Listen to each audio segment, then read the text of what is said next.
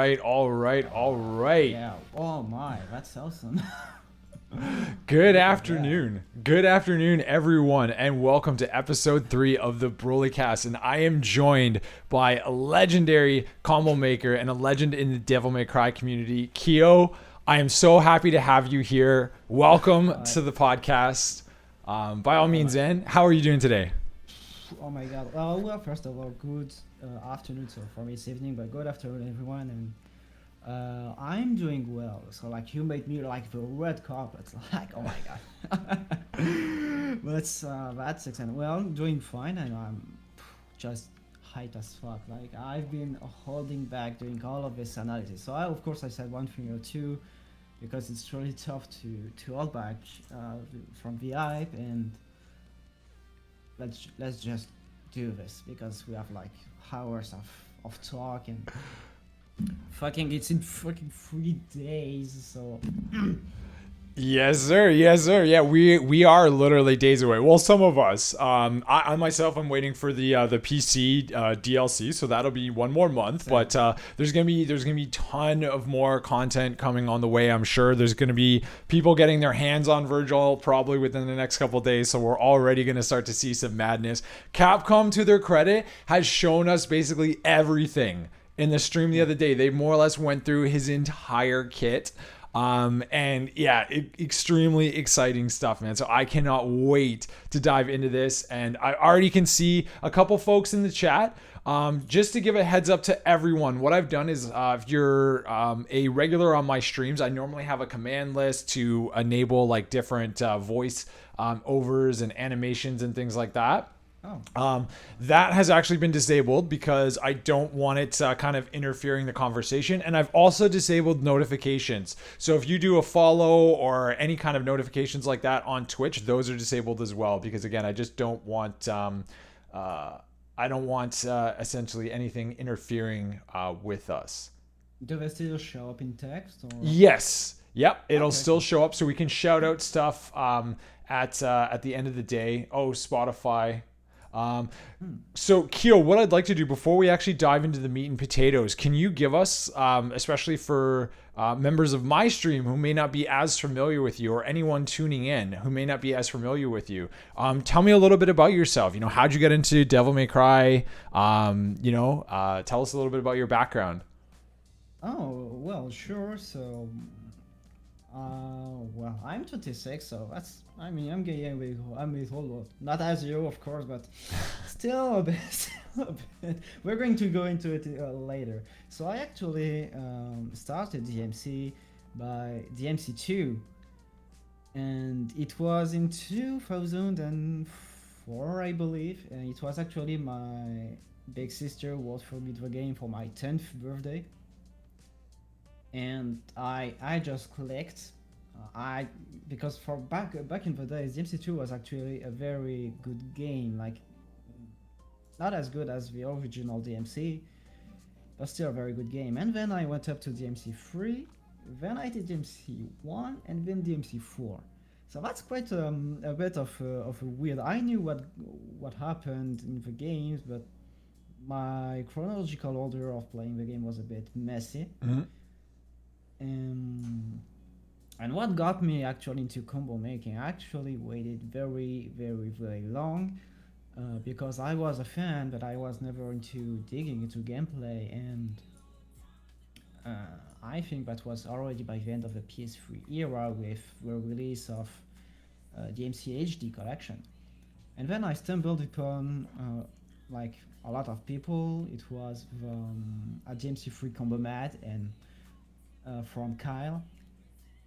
So with the Camelot music and stuff, I love Camelot too. So I digged into it, and I was like, God damn, that was cool. But how the hell does it do this? And I figured that was something abnormal going on, and I just couldn't see what happened. And so I dig, and I found out what was Jump Console. And I was like, damn, I want to do this.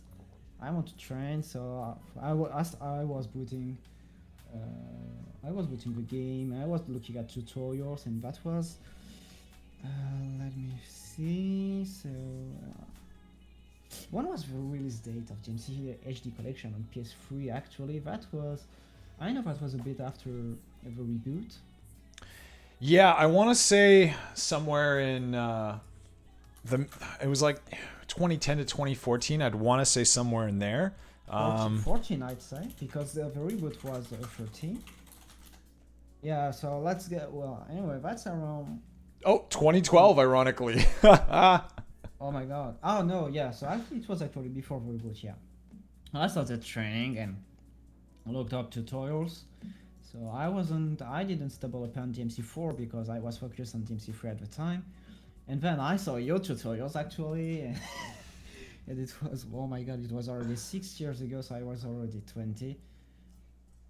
And I just trained, and then when DMC5, 4, you see, 4 Special Edition got announced, I was like, okay, I want to do what these guys do, and if I'm as good as them someday, that would be great.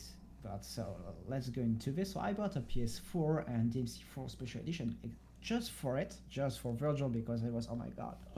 Yep. I want to play Vergil.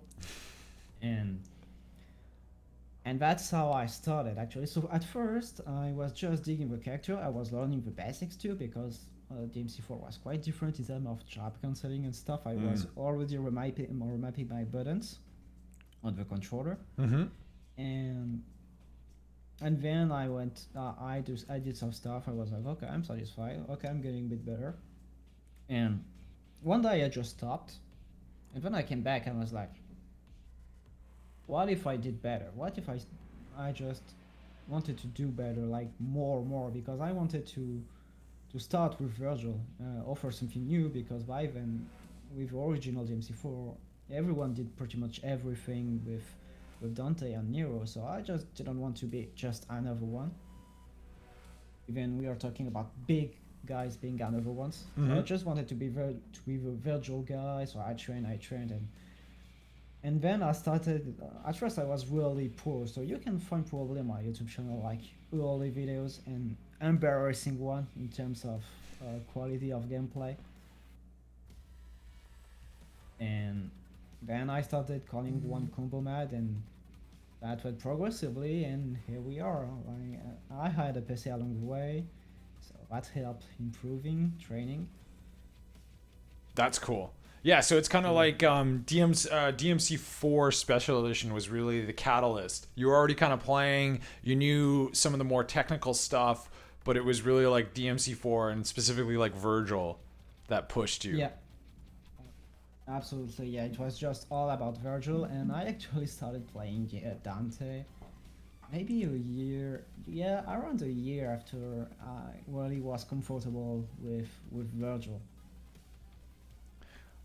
See, that's interesting because that's kind of like what happened with me. DMC3 Dante, back in the day, or DMC3 in general, was really overwhelming for me at first, but it was through really like learning and mastering Vergil that Dante's entire gameplay and really the rest of the game sort of unlocked. So it's like I learned how to play the game by learning Vergil first. Yeah, and yet, I mean, the DMC3 it was really different because Vergil was kind of fast but slow character in his technical approach. So that was really different, and DMC4 it goes like full speed. He's fast in DMC4. It's crazy. He was gonna go fast. Yeah. So yeah, that's pretty funny. We had actually the same way of actually training to high level stuff through Vergil. I know. Hey, well, he's the gateway drug, and the drug, of course, being Devil May Cry. Right, so it starts off with Vergil, and it just escalates from there. It's just incredible how much people prefer playing Vergil over Dante. But I mean, it's understandable. I mean, well, for one, he's the bad guy. He's the antagonist, right? So there's that aspect of it. Oh, I thought my notifications were. I can. Oh, I guess I can still hear them. I'm not sure if that actually came through on the chat or not. No, I didn't. Okay, cool. So what was I saying? Well, because one, he's kind of like the bad boy, right? So there's that aspect of it, but there's also like, man, he's so cool. You might have heard it from your mic. I think it actually did come through. So even though the notifications are, I wonder if I can mute them somehow, because they shouldn't even be coming up. But okay, in any case, it's okay. I actually didn't hear anything.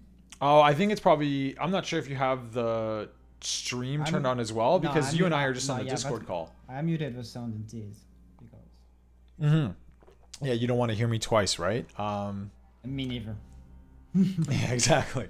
But yeah, so there's that, but also like there's something about Vergil, like the fact that he's got like the samurai sword, the quick draw technique, like the Ijitsu, I think it's called. Like there's something about he's so anime. He's so freaking cool. And me myself, like blue is my favorite color. So this guy's walking around, he's got the blue jacket on, you know, he just looks absolutely sick. Man, do you remember the first combat scene we saw? Well, in cutscene we saw Vergil in the free special edition when you build up his so many against so many abysses, and this is the first time we saw him drawing the sword, and from the blood he has the air going down. Okay, I can do it because, well, as you can see, not much here to do it, but his hair going down from the blood. It was so fucking badass. Yeah, and he does like this whole, like, I swear, for like when I was playing DMC3, that's how I used to gel my hair back in the day. You know, you just grab like this wad of gel and you're just like, yeah, you know, you just have this badass moment, like, oh, so good. Sick character. How much he is passed by, like. Yeah, like he's such a badass, man. So it makes sense that he is as much of a fan favorite as he is, you know? So many people spamming officials just to get him over. Yeah, oh yeah. I mean, it's funny because you see that in other communities too. Like one of the communities I follow is Mortal Kombat, and it's like anytime someone from the dev team like posts something or tweets something on Twitter, you just have these monsters, these Twitter fiends just be like, when's this character? When's that character? Right? So. Oh really? Yeah, I think it's well, the guy Harada, I think, who's the I think he's the project lead on Tekken. He made a joke out of it because he literally showed up to one of the like a big fighting game convention, and he had this shirt on that said "Don't ask me for shit." And it was literally making fun of the fact that fans were just harassing him, you know, asking for, you know, X character, Y character, whatever. Like, yeah, I feel like it's also a case for Sakura in Smash. Yep. But probably in the most parodic version of it. Exactly. But in any case, so everyone, thanks for tuning in. And thank you, Kyo. Hopefully I didn't interrupt your kind of your backstory there, but yeah, it's really cool how things sort of like escalated. You started to really pick up. What game did you actually make your first combo video for? Was it DMC4? Yeah, it was DMC4 actually. Very cool. And it barely had any juggle, like it was poor pace. And because at first it's not as clear as when you pick out the character first in DMC3, but there are so many moves at once in DMC4, even without the upgrades. You just pick up Vergil and you're like, oh my god, I'm just lost because he has so many moves compared to the previous version. It was actually complicated, so the first videos was sort of a diary of my progression, and I didn't set my ambition to anything back then. Well, ambition is a bit of a big word, but I knew I wanted to be like one of those combo mad guys, and back then I would never dare to call my videos combo mad. And so yeah, I set my sight on being as good as these people, and I wanted to have Vergil because I already knew back then what were Vergil's problems in DMC4 compared to 3. Mm-hmm. And I wanted to do my best in making the most of the character. And it took some time, it took some years, but I believe I came to a nice result, and of course, as well as over the excellent Vergil players, that I'm satisfied of my own work so far, and sometimes I see a bit of my passions on over combos as well, because well, inspiring is a thing in DMC combo players, so I'm not, it's not like I take ownership of anything, but it's always nice to see that you did something and some people try to do it at their own way. That feels very good actually. Well, I always felt like I noticed. Well, I'm very much like out of the meta of combo making. But I remember back in the DMC3 days, it was like every video that came out was trying to push it to a higher level. So someone would do something and it'd be like, oh, okay, like I see, you know, that this person did that. You know, can we go above and beyond? Can we enhance this? Can we improve it? Apparently people don't hear me as well. Maybe that's just because I go a bit back and forth. So maybe trying to crank my mic sound a bit up. I can boost you on my end. On Discord, Discord's tricky because I'm not sure when we're actually in a call how I can boost you. But let me check. Let me see if there's a way. Maybe on OBS, because right now I'm at max. I'm going to try. Well, what I can do is I can change my my output volume, which I think will impact the call as well. Can you try speaking now? Yeah, that's it. Maybe because it's also my own stuff, because I'm using voice meter, so maybe it's just nerves it a bit. Well, now your voice is actually cracking, because I think it's because your mic settings are so high. I don't know. I didn't touch anything. Oh, that's weird. So that's probably on my end then. It's probably because of the output volume. Let's see. It's funny. Every time I do one of these streams, there's always something.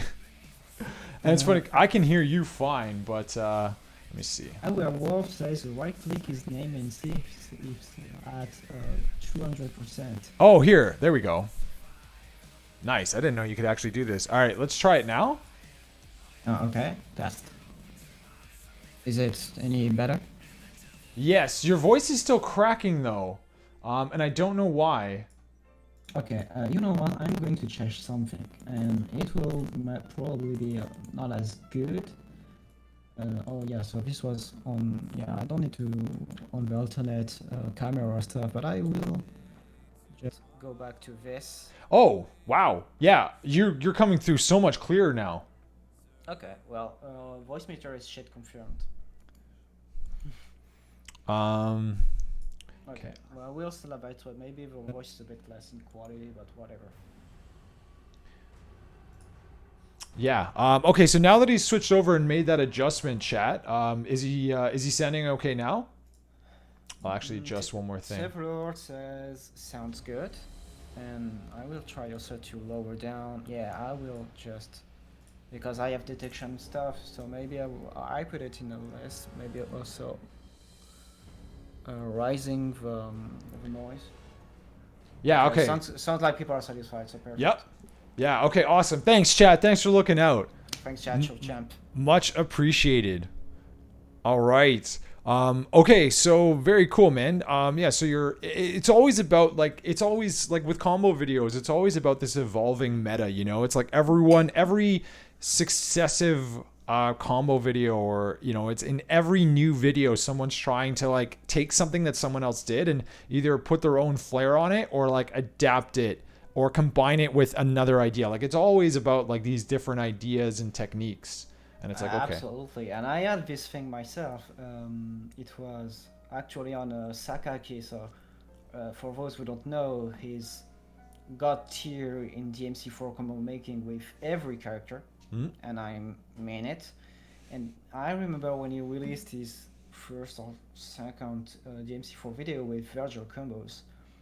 And it was like, oh my god, he kicked my ass. Like, okay, he didn't actually kick my ass because it's not a fighting versus fighting game, but I felt challenged because I was satisfied of what I was doing, and this actually gave me the higher boost from that point, and this is how I graded twice compared to before. And I was still on PS4. I switched on PC. It was end of end of the same year as DMC5 Special Edition, 4 Special Edition. Oh my god! Still making the split. And yeah, that Sakaki really gave me the push needed to go harder. Yeah. And I'm sure, I wouldn't say maybe people, not necessarily with me, but I'm sure a lot of people feel that way, sort of challenged in a positive way, not in a toxic way, but in a positive way, when they see someone doing better than you. And you're just like, okay, let's have an headcanon and make it my rival, and I will try to do better. Absolutely. Well, that's what's so amazing about it is like, they raise the bar, and then you see that and you're like, wow, like I see what that person did. And then, you get motivated or you challenge yourself, and it's like, let me see if I can get to that level or even beyond. Right. And then, they might in turn, or someone else might see what you've done and how you've raised the bar. And it's like, okay, let's go higher. And it just becomes this like endless evolution of the meta. It's really exciting. Yeah, that was especially true for DMC4. 5, 5 is 5. Yeah. So far, of course, so far.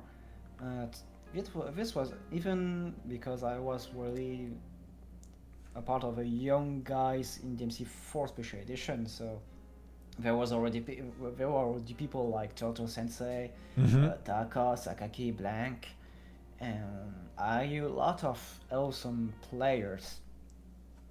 So I was really a part of these young guys, and even then there was still stuff to be done, and this thing was still happening, and even, I mean, that was great for like 4 or 5 years. It's been more than 5 years now, and this thing is really great. Yeah, no, I mean, you definitely had a really good group of guys,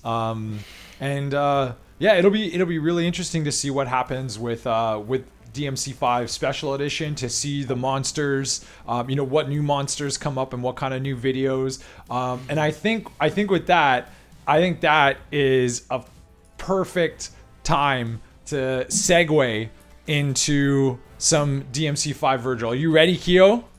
Oh, hell yeah. You were born ready.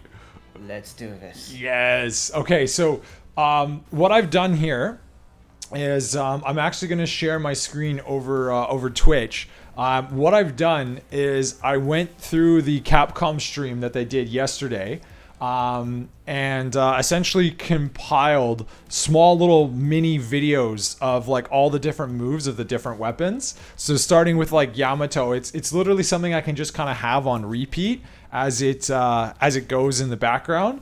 Hopefully it still has the, oh, what just happened? Oh, there we go. Perfect. It still has the Capcom logo on it, because, we're not trying to be fraudulent here. We're just using some of their examples, and we just want to kind of talk about it, and dive a little bit more into some of the lore and like what's happening with this character.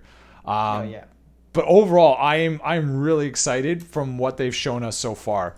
All the weapons look absolutely fantastic. Vergil's animations look awesome. And yeah, I mean, from the original teaser trailer that they showed us to like now seeing the full build of the character, it's like it went from like 5% motivated to like 1,000% motivated because of the kit. There's the meme right there, like, to 200% motivated. That's exactly this. Yeah, absolutely. Like, it just looks insane, man. And like, they've actually, in my opinion, they've gone above and beyond with Vergil, because they have done such an amazing job with like his animations, but like they didn't just take a carbon copy of DMC4 Vergil. They've actually gone and added new moves. Yeah. Well, Yamato alone shows that Capcom did actually a good mix of not only DMC4, the reboot, but also DMC3 elements. So like as you can see in the clip showed right now, is that not only Vergil retains the DMC4 system of judgment cards, so with a charge after a move, so right now, there's also the possibility for the player to chain. Sorry, I was just double checking your volume. Like DMC3. Yes, yeah, and so I wanted to ask you about that because that was one thing that you had mentioned, is that they kind of maintained, the just frame. Well, that's one thing I think is really cool is that they maintained the just frame where, if you do the just frame judgment cut, you don't move at all, which is pretty cool. And you also get a little bit of like an enhanced damage. Whereas if you don't do the just frame, that's when you actually get like the classic DMC3 animation where he's actually like taking a step back and then doing it. Yeah. Oh my god. It's nice because you can actually do the both ways, and that's really awesome. It's really, they just had to tweak, because I remember DMC4, you couldn't do that. It was just a matter of timings. They just didn't think of the timings of what if someone wants to do a just frame after a just frame, and they just thought about it. Questioned in the chat here actually, which could be a cool moment. So John Chinas says that he was rewatching the double summon can kill. So I'm getting idle SDT charge can kill. I don't think so. Nothing that I've seen so far showed that the actual just SDT charge itself can kill. Probably because they either killed before or after. Oh really? They didn't. Yeah, because basically Vergil strikes so hard that you just, you don't have an HP count, or at least a precise one. So people just do their things, and they didn't really go in mind, well, I should try to kill with the SDT charge. So in my opinion, it was just because no one tried to do it intentionally. Yeah, okay, that makes sense. Okay, so that'll be really interesting to see then. And then Lance asked, or Werewolf, excuse me, asked whether Vergil's range with Yamato increases. To my knowledge, I wouldn't think so. But he was asking. Doesn't seem like it. It doesn't seem like it, right? And he's asking whether or not that was a thing in DMC4 SC, which I don't believe so, but I'm nowhere near qualified to answer that question given my experience with DMC4. Yeah, 5 ISO concentration gave Vergil's Yamato so much range. It was actually stupid. Really?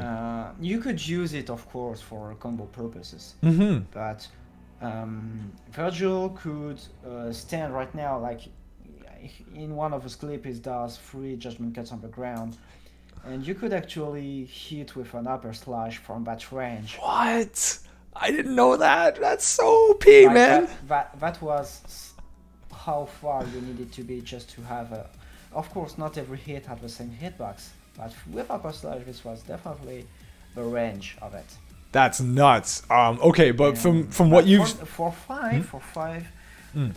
It looks like maybe a bit of range increase, but I'm not sure if that's just DMC5 how they treat hitboxes or just concentration. Maybe a bit of both actually, but I wouldn't say this is the definitive feature. I would go with likely added properties and damage output and effects, but that's it, not much more. Because in my opinion, they realized that this was one of DMC4's problem. The concentration wasn't just unfair. He had the power and the range at the same time. Well, yeah, in many ways, like Vergil can one-shot bosses in DMC4, right? So I think that's probably the most overpowered version of Vergil we're likely ever to see. So I think he's, from what I've seen in DMC5 and what they've shown, he seems to be like a lot more balanced. His damage output is still ridiculous, which is what you'd expect for Vergil. Like, I think he's probably going to be easily the most powerful character in terms of just how hard he can hit by design. But I don't think it's going to be that game breaking. It depends. I mean, like as the stream showed, you can actually just spam the judgment cuts to death. You have your concentration rise, and Mm-hmm. that deals a fair amount of damage. Like Yeah. the footage was on legendary that night, and it does strike hard. But then again, it's like pretty much everything. If you want to spam it, okay, go for it. But let's not make this a downside. You choose to do it, okay, good, but you can get punished, but your style rank wouldn't go along with it. And well, that's up to you if you want to do that, but this is probably limiting to say if you want to say Vergil is overpowered just because you spam judgment cuts all day. It's like saying DMC is easy because you spam Stinger. Yeah. Yeah, no, exactly. At the end of the day, I mean, it all depends on as long as the style rank or the style meter behaves accordingly. Like, so if you can just spam one move and just get triple S, like, then that will be a little stupid, a little silly. But from what I've seen, I don't think that there's one thing that you can just spam. Like, there's obviously you can rack up the damage, but I don't think it's going to do you many favors in terms of It's not rewarding. Exactly. Yes, that's a perfect way to describe it. The one thing I do want to say, and again, this is what or some of the things that Capcom has shown that really make me say like, wow, like they've really gone above and beyond with Vergil here. And I think you, in our conversations, Keo, like preparing for this stream, we're both under more or less an agreement that this will likely be the best version of Vergil ever. And it's things like this void slash move, which just looks so freaking cool. Yeah. And the funny thing is that you can actually, well, with Doppelganger, or maybe if you have prepared Summoned Sword, you can actually hit the enemy with this, and it stays in sort of slow motion until you do this. And you can actually do this move with Doppelganger too, so you can actually have Vergil do some stuff in the meantime. Yes. And we'll get to it a little bit more when we actually talk about the doppelganger. But one of the really cool things that I've seen is that with the doppelganger, just like it was in DMC3, you can control how quickly or how slowly it lacks. So you can basically make it on par with you, faster than you, or slower than you. So you know, especially a combo monster like yourself, man, you know that there's so much potential there. I never experimented Doppelganger, even in Reboot, because I actually disliked the mechanic, because my brain back then didn't like to process things that much. But I gained experience and stuff, and because Vergil is so much of a perfected version of 4, I can allocate my some brain space to actually think about Doppelganger. You'll make and actually, I watched also a lot of DMC, actually not say a lot, but I did watch some DMC reboot combo videos, and there was some clever stuff with Doppelganger, because that's just such a good dev tool. And really, I just thought about some things to do. I have a couple of ideas, but of course, this is something I need to experiment more before I can tell, oh my god, what did I just do? So I already have a bit of this without Doppelganger, but I can't wait to experiment it in December, of course. Yes. Oh my goodness. I know, man. You and me both, man. I'm so excited. And I remember in DMC3, I messed around with Doppelganger a little bit. But I remember at the time, there was a couple players, and the one that most jumps out in my mind was Brea. Did some insane shit with Doppelganger. Yes, the queen herself. Absolutely. Yeah. I think rightfully the queen of DMC. I think that's a very fair title. Well deserved. I can think of another one. And there's a player that you probably know because it's MC3, is Schnee. I don't know how to pronounce it actually, because Schnee, it's a Dutch-like name. He's a Japanese player who released some recent DMC3 videos, so it was maybe a year or two ago. Oh snap. And his level of creativity, and it was so insane. And I will give the links to you later on. That please, yeah. Absolutely insane. And I will, just for a chat, for curious chat, I will let me give his Twitter so I can link it in the chat. Yeah, please. So people can check it out. That would be cool to see. And so while you're doing that, the one thing I'll say is, so I really like how they incorporated the boss judgment cut, the ultimate judgment cut, so to speak. I love how each one of the weapons has like this ultimate attack, and I think that was following in the footsteps of DMC4. Whereas like, you have to have like full concentration, and then you press like, lock on forward, and then I think it's like triangle circle if you're using default controls. It's basically attack and style. Lock on, but that's true. Oh, you didn't need lock on. Okay, well, it shows you it shows you how much I know. I mean, that's a fair mistake.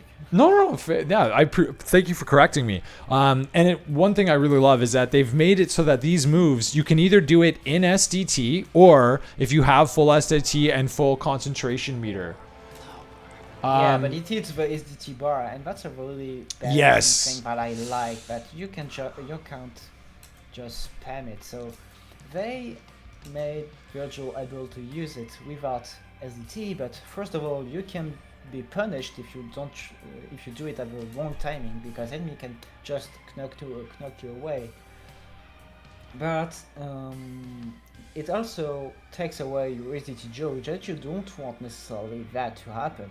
And I noticed something. I'm not sure if it was just because the move wasn't perfected, but when there was the TGS showcase, there wasn't actually this slow time. So maybe they just added that part later on, but what if you could do it on LB2? Well, I'm not sure, I'm pretty wrong, because there was the skill list too, but maybe if you do it on LB2, you don't get the time stop and you get twice as hard punished.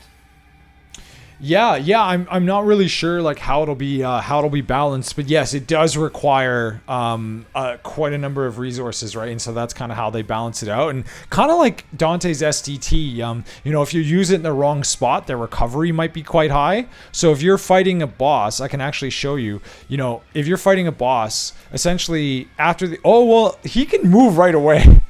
You're basically I would think.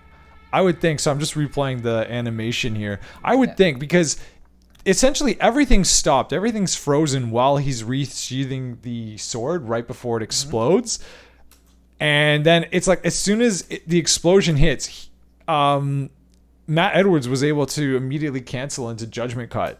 So yeah, you're to DMC4 too, actually, but it was much slower. Yes. That's crazy. So your recovery is like instant. So it just costs a lot of resources. Yeah, well, he activated the infinite modes too, so it's hard to tell. But yeah, that's true. Use up all of your SDT, and it's not necessarily easy to fill it up. Easier than Dante, but still not easy. And because it's expensive. SDT is your only natural way, aside from another move we're going to go into later. You don't necessarily want to sacrifice your healing power for one single judgment cut end, especially on difficulties like Dante Must Die. Yep. Yeah, you'll definitely need to be mindful of the cost, and it's just something. Essentially, you have your SDT economy, right? So it's not something you can just kind of spam freely. You do have to be really mindful, and especially when you're doing S ranks, I could see it being like Dante. In the sense that, a lot of the missions, your success, especially in getting an S rank on Dante Must Die, is around how you manage the SDT economy. True. So I could see that being the same case. But in any case, I'm going to switch it over to Beowulf so that we can start looking through some of that. And oh my goodness, so I will... the effects of Beowulf, look at gorgeous. Like his entire play style looks gorgeous, man. Like even when he moves, even when Vergil's doing like basic attacks, he almost has like an after image behind him. Yeah, that's concentration effects actually. Oh, that makes sense. That's not sure. I don't necessarily dig how they handled these after image effects, because it's basically put chromatic aberration everywhere. I mean, just look at this Beowulf effect, just the light, how it goes out from the gauntlets. It's just, oh my goodness. She looks sexy, man. I know, right? Just ultimate. No, you just failed No Nut November right there. Just all day, I every felt day. it ages ago. Yeah. Because well, my girlfriend tries to trap me.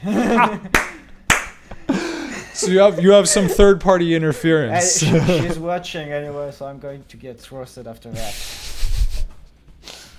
She's probably writing you a text right now. That's fantastic.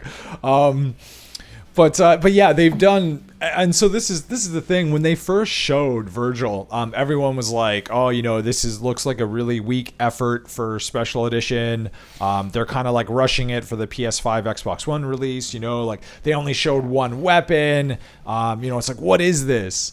Yeah.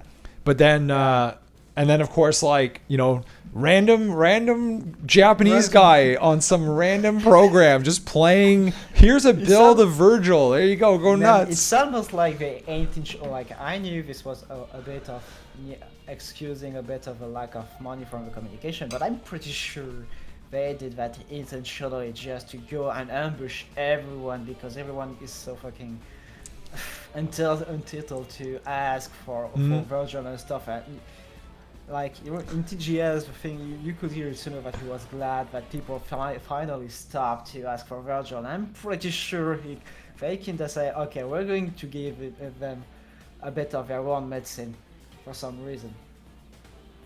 Yeah, I mean, they literally trolled. I tweeted this. Like, it's like Capcom trolled us all.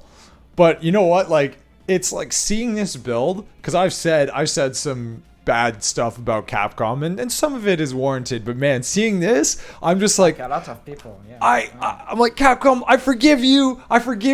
We're good. You guys are. Thank you. Praise. Like, because of what they've given us, right? Like this is what we wanted. We wanted Beowulf. We wanted Force Edge. And it's like, and he just looks gorgeous. So pumped. I think I've been one of the only ones to had this firm belief that we still were going to have them.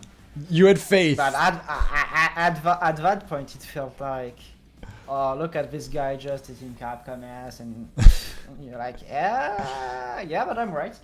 Yep. Yeah. Hey, your faith was rewarded, sir. Yeah, and in more ways than one. Yes, sir. Yeah, so I'm very excited, especially because I've probably played DMC4 Vergil for less than 5 hours, right? Like even this morning, in preparation for this podcast, I actually booted up my copy of DMC5 or 4 Special Edition on my Xbox just to get in and check out Vergil's move list and to play around with him and just kind of mess around in Bloody Palace. I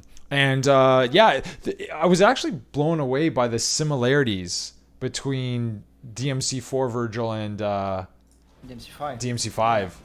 Actually, because I was going to talk a bit about the moveset, because oh my god, we are acting like fun girls, but oh my god, we didn't even talk once about one single move.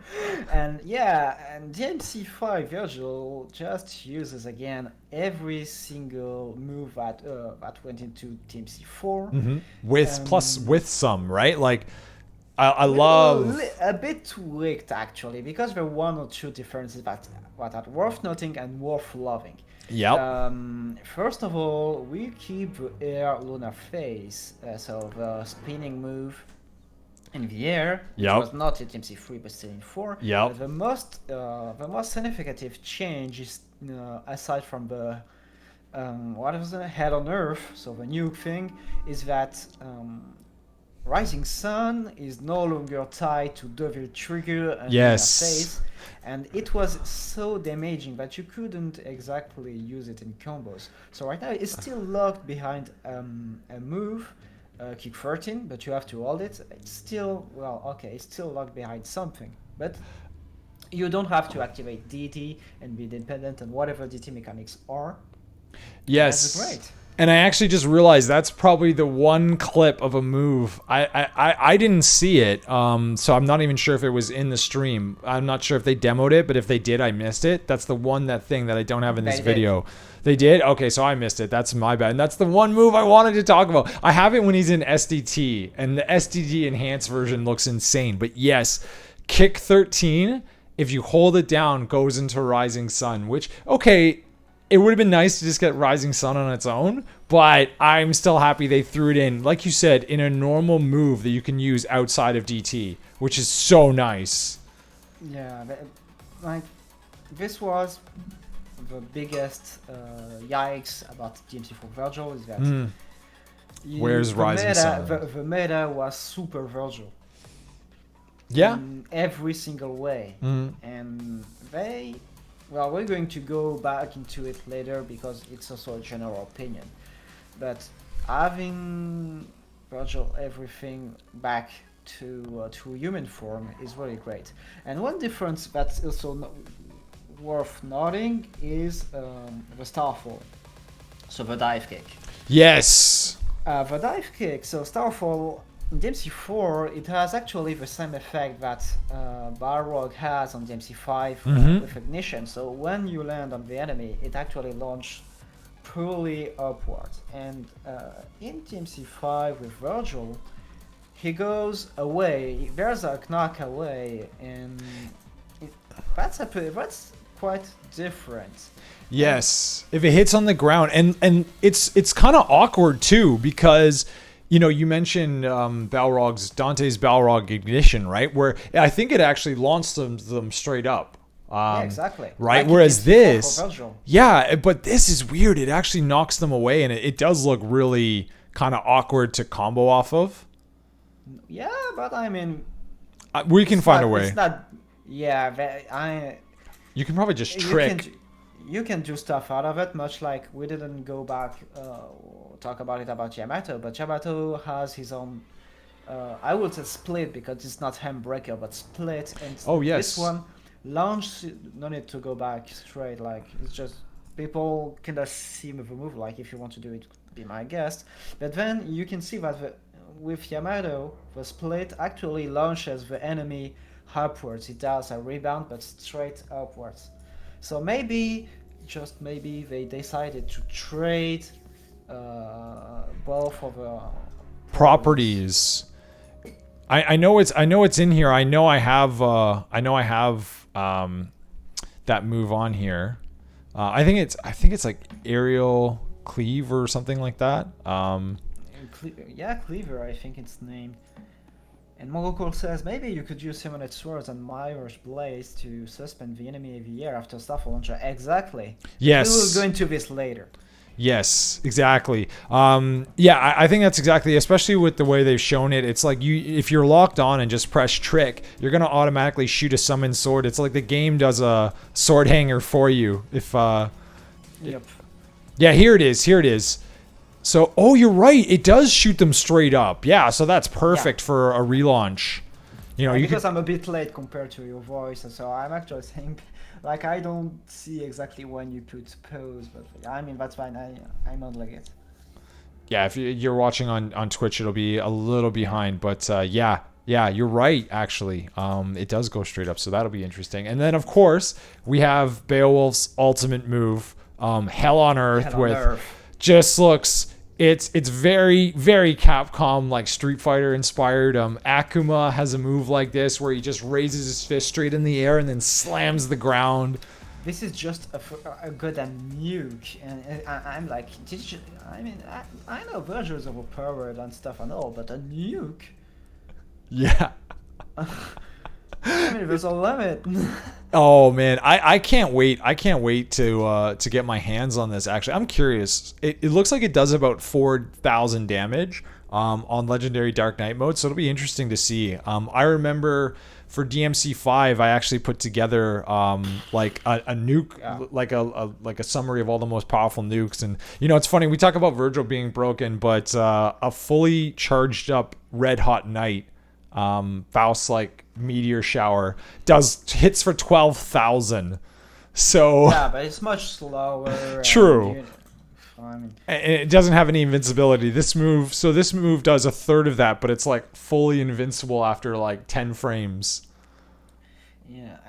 And Like, finishing about holy shit. Beowulf, there's one thing like it's come out now, but one thing I'd like to say I'm happy to see is kick 13 actually, because when we went into Dante in DMC5, you see Balrog, so yeah, okay, that's cool. He has a new moveset. It's Capoeira and it's original. That's good.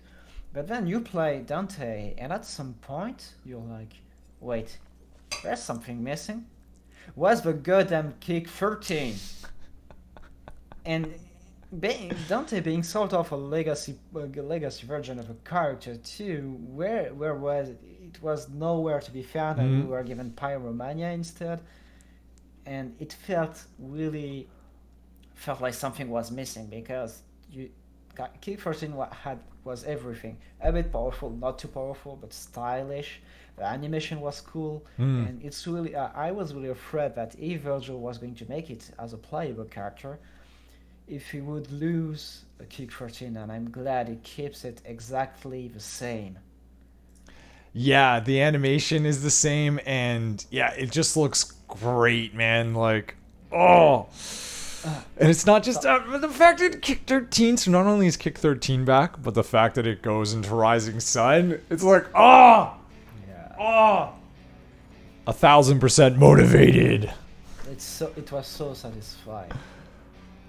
Absolutely. Okay, and with that, we can segue into Mirage Edge, which I think from a design standpoint is brilliant, because they're like, okay, canonically, it doesn't make sense for him to use Force Edge, but you know what? He's just essentially crystallizing a phantom version of the sword. There you go. Problem solved. It looks awesome. It's got a cool name, and Force Edge is back, baby. I love it. It's a bit taller than the actual Force Edge, actually. You think so? It's longer? No, it's a bit longer, because Force Edge was smaller than Rebellion. I think you're right, actually. You know what? I didn't even notice that, but that's a good shout. You know what? That doesn't bother me at all. I actually like that, because it looks on his back. I don't mind this being this long. Like, really, there's no big about it. I felt it actually struck me, even when I was much younger, when I was playing DMC3. I was like, it's a bit strange that Force Edge is a bit smaller, and even if when you play Dante skin, DMC was skin, you have Rebellion replaced by Force Edge. I was like, was it always this small? I don't think I've ever noticed that, but now that you mention it and I think back, you're right. It is actually smaller than Rebellion for sure. But yeah, man, it looks so sexy, man. We will see the difference, because later on we are going to boot up DMC4 Special Edition, so we'll get to see the model. And yeah, I mean, Mirage, I pronounced the I in the wrong way first, but Mirage Edge is really cool, and once again they just did the right thing, which is exactly copy-pasting DMC4's moveset. And it's just great. Like, there's actually just one improvement, actually. And that would be the Stinger. Oh! That would be the Stinger, but it's not, well, you just don't necessarily realize it on the ground, but it's especially the Air Stinger. And in DMC4 Special Edition, Human Vergil has a really small range with his Air Stinger. And in Human, maybe that's a property with concentration, but he also retains DT Stinger range as Human. And that's really cool, because it will allow a lot of crossover situation, but then again we will go back into it much later. Absolutely. But that's really interesting, because yeah, it also gives a bit of mobility too. You can hit from way afar. Yep. So that's nice.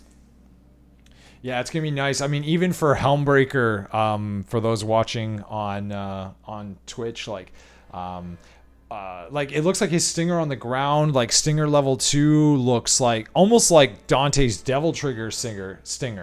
Yeah, but what I Like was saying, actually, so actually, yeah, almost the same effect. Well, that's the same effect as DMC5 Dante in Devil Trigger. Like, yeah, just look at this. Like, this is not a normal stinger. yeah, no, it's not. So that looks like it hits hard. And so even I would love to see how it happens to characters that have armor, like like the heavier enemies, the Proto Angelo and the what are the faceless guys? I think they're just called. Well, Proto is a tank, no matter how you see it. So Yeah. even, I mean, that needs, well, just wouldn't say testing because it's not like you're going to do much combos on him, but I mean, it's stagger hard, so maybe a level 3 concentration. But what I noticed though, speaking about concentration actually, is it increased some properties, but in DMC4 it increased the number of hits in a single move, so it had a multi-hit properties, but this doesn't seem to be the way I'm actually watching. Yeah, it's actually one hit with high time, and it was maybe 3 with DMC4 Vergil. Interesting. Yeah. So okay. So maybe they've toned down how much of an impact maximum concentration will have. But I know why. I just found why, and it actually makes sense. It's because in DMC4 you were going to use Force Edge and High Time to overrule the super armor for Dante Must Die. So maybe this is the reason, because it was always scaled of a number of hits and not by the power of it. So maybe that's the reason. Yeah, very interesting. It'll be really cool to see if someone does like a side-by-side comparison of every move at like 0 concentration, level 1, level 2, and then we can actually see if there is different hits or if it's purely just damage. Yeah, this is level 3, so if it was the same as DMC4, you would see several hits. This isn't the case, so this is one hit. So this was probably made to so the character could be balanced for DMD. Yep. But there's this great finisher.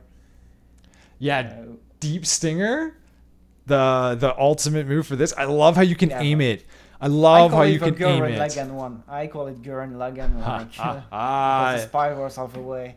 Oh, for sure. That actually makes a lot of sense, man. Like, my goodness. Like, especially from the footage that they've showed us of Legendary Dark Knight, where you literally have mobs of like 20 or 30 enemies. Like, this move will be phenomenal. You can literally just start doing this and just boom, just blast through all of them. Yeah, very impressive. But yeah, maybe, well, this, Mirage Edge is probably the less tweaked of Vergil weapons, but it's not a bad thing whatsoever. No, I don't think so. And I love how you can aim it too. So like, I can literally just imagine a swarm of like 30 plus enemies, and you're just doing slaps around them or through them, just absolutely destroying. The Mango's asking whether there's like a invincibility on the startup of Deep Stinger as well. That'll be really interesting to see. It'll be interesting to see. It's likely the same as Judgment Cut. And Hell on Earth, you can get punished on the startup. Yeah, and I think what will happen is, I think as soon as you trigger the move, like as soon as you trigger the move and he starts charging up, all your resources are gone.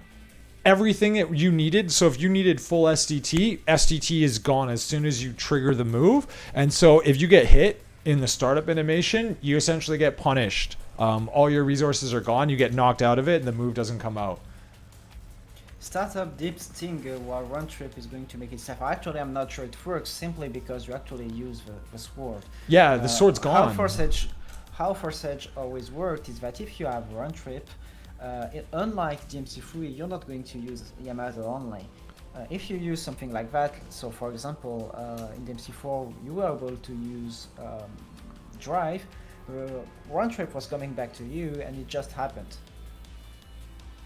Oh, that's interesting. So hold on. Can you say that again? So in DMC4, if you throw out round trip, what happens if you just start doing normal melee attacks? Will you bring back the round trip? Oh, like okay. You just cancel it. Okay.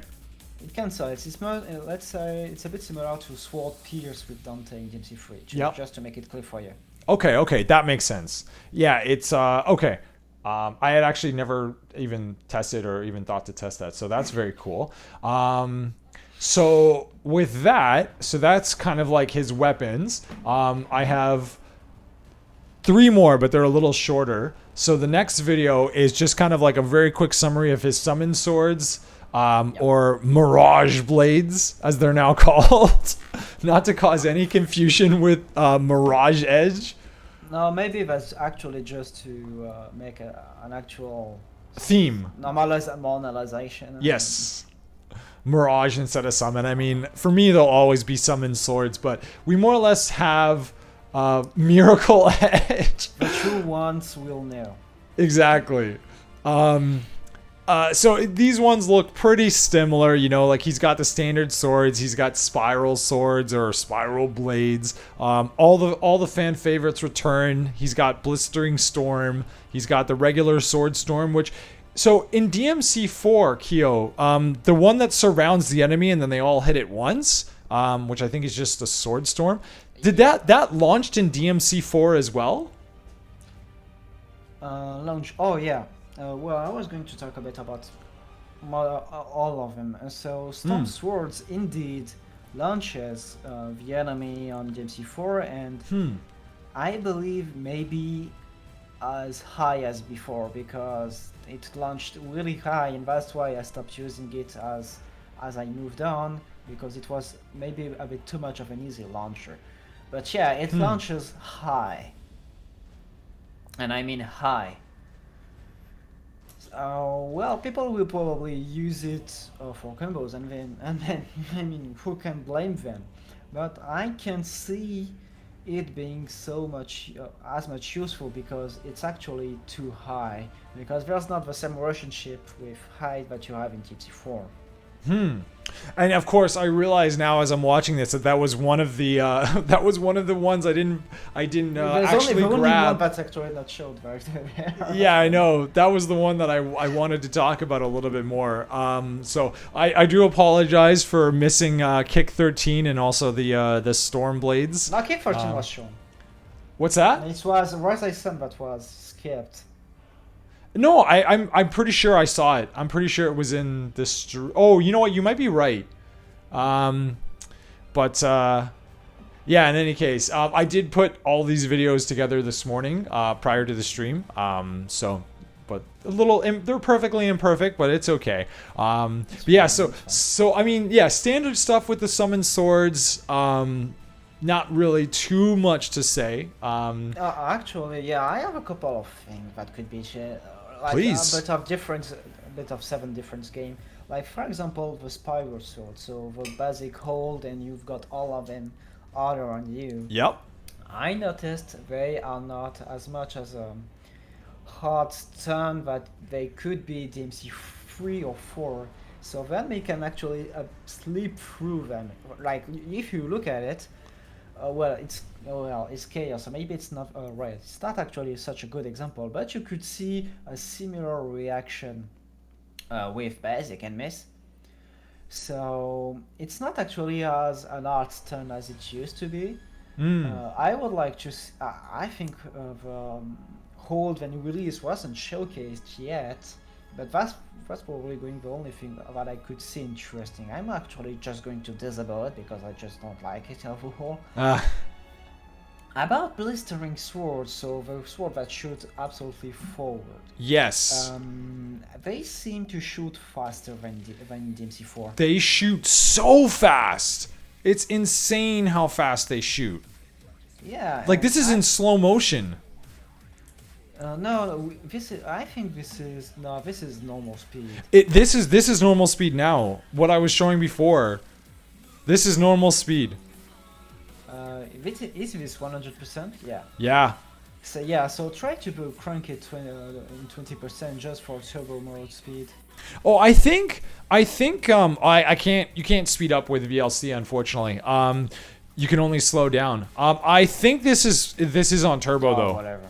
Yeah, I'm pretty sure Matt Edwards was playing on turbo. Not at the beginning. Oh yeah, it looks. Yeah, maybe I was a bit accustomed to the slow part. So yeah, a bit blistering shoot a bit faster, and it was a good thing or not? Yeah, yes or no. But the thing is, the faster the hit, the less longer the stun animation is with each hit. So it's a bit technical, but it doesn't hold the enemy as long because they shoot faster. In short. Yeah, that makes sense. And the way they oh, go ahead. Sorry. Yeah, I was just going to talk about the last one, which are called heavy rain swords. Yes, and now this one, I did do a freeze frame in the video when Matt Edwards had the move list came up, and he even commented that you can actually hold these down to delay the launch of them dropping. So. Yeah, like actually every single one of them actually. Oh, that's cool. That makes sense. And they did a good tweak compared to DMC4 because in DMC4 the everyone swords, and I mean that was adjustable. They just glued the enemy to the ground, and then there was the freeze. In DMC5 they act a bit differently because they do a juggle properly, but they freeze airborne, and that's interesting. Because you can actually delay some stuff. You can delay some stuff after, let's say, a stinger. You put the heavy rain at the right timing, and then you could just delay the knockback. So it can actually lead to some setup. But I just gave up an idea that I had ever since I was in DMC4, but I could never do it because it was so inconsistent. And by the way, even if they seem random, it's not such a big deal. But I will get into it when we are going into the tech part. Yes. Yeah. This was really. I can imagine. I could imagine a setup where it's like you almost have the heavy rainstorm. Like you set up the blades, you do the stinger, and then right as you do the stinger and you knock them away, you unleash the swords. And so it'll come down, catch the enemy, and then you can juggle them and catch them. That would be cool. Yeah, actually, that's something that was hardly possible in DMC4. There was one condition with the knight enemies, and that's a thing I managed to do once. I was in PS4, not even on PC. It was in PS4, and it was so random. Because random is the word, but I couldn't do it. I knew it was possible, but I could never do it again. It's like so the I will be conditions. able to do it in DMC5 for sure.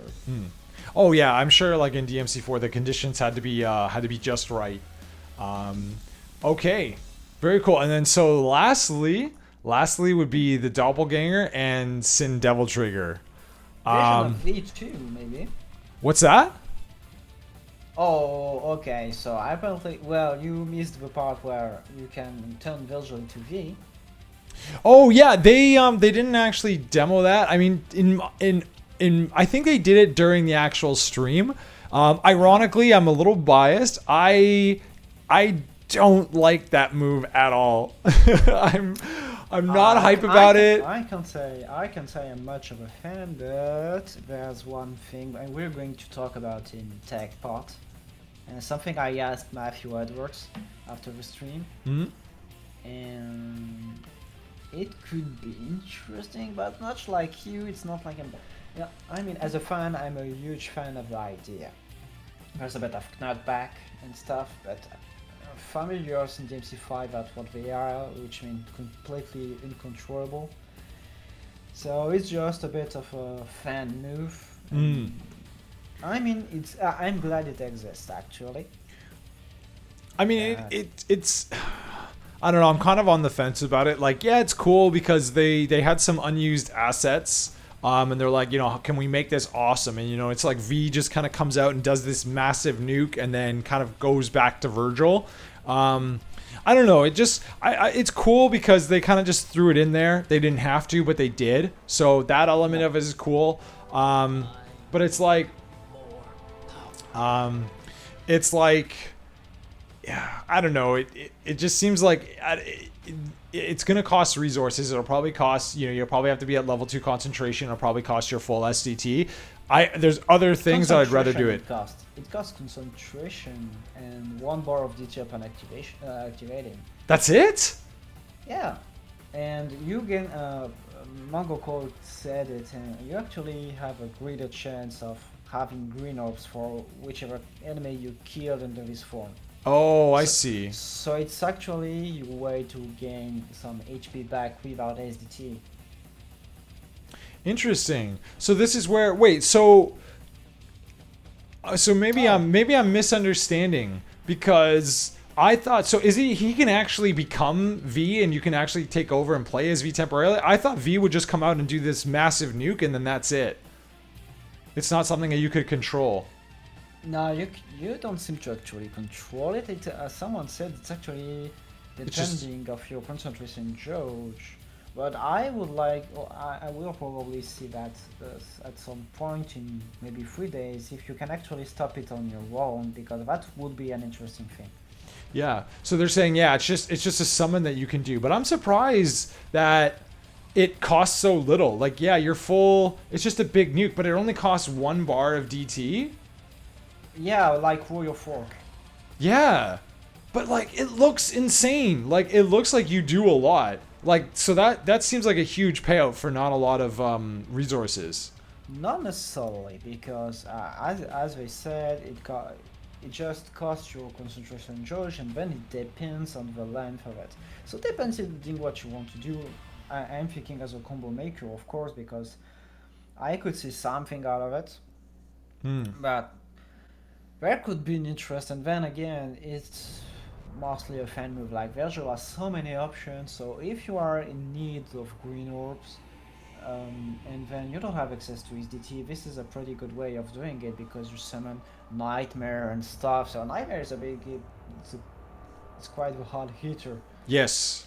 So I mean, it's situational. That's all there is to it. Yeah, okay. Well, so yeah, it'll be interesting then. Like you said, especially if there's a chance for you to get like green orbs and things like that, I could see that being very useful. Especially if you're in the long haul, you might have to be very strategic with how you use it, especially if you're doing like Bloody Palace. You might not want to use your full SDT as your only means of regaining health. So yeah, it's just an alternative available to you. Yes, there's only 2 levels of concentration. 3. Is there 3? I thought there was only 2. It's like level 1 and then 2 is max. So it's like 0, level 1, level 2. Oh, well, because I think of it as 1, 2, 3. Oh, level 3 is Semantics. Like max. Yes. Semantics. And yeah, actually, someone just brought up the fact that about the taunts, because there's some nice taunts, and especially, well, the air taunts have functions. Yeah. And so, oh, I don't know if you have a clip. I do have a clip. And I am so excited. I'm going to make this a meme. This is going to be a meme of me freaking nutting my pants. Just being like, I was losing my shit. I was at my parents last night when they, just Gur is saying he tweeted this on my, or he messaged this on my Discord, and I saw this, and I was just like, Exactly. So man, I might actually have to go and like map my taunt button somewhere a little bit more accessible. I mean, the way my control setup is, I don't think I'll have any problem getting over to where taunt is to do this. Yeah, but you need an S rank. Yes, S rank or higher. S rank or higher, and yeah. the lower one is like a low ground ecstasy. So Vergil actually throws a bit like a Yeah. Wheel of Fork. He throws summoned swords, Yep. a bit large of enemy, and a bit of sword. Yes, I wanted to grab a clip of that, but unfortunately I wasn't able to. I kind of just ran out of time. But yes, so that's going to be like a nice little like relaunch midair, and then you can like trick up or air trick, and then continue your assault. But I absolutely love, and it again. And we were all like, Vergil is so perfect, and then you just like the original. This is icing on the cake. Right. And then you see this like at the last moment, you're like, no. Yeah. No, they didn't. They didn't have to. They didn't have to. But I'm so happy that they did. They just took every chance possible to just mesh everything out there. Everything. Yep. I can't wait for this. I mean, this move, it's so simple, but spamming this move was probably one of the most satisfying things in DMC3 for me. It's like just a throwback. It's just a throwback. Yeah.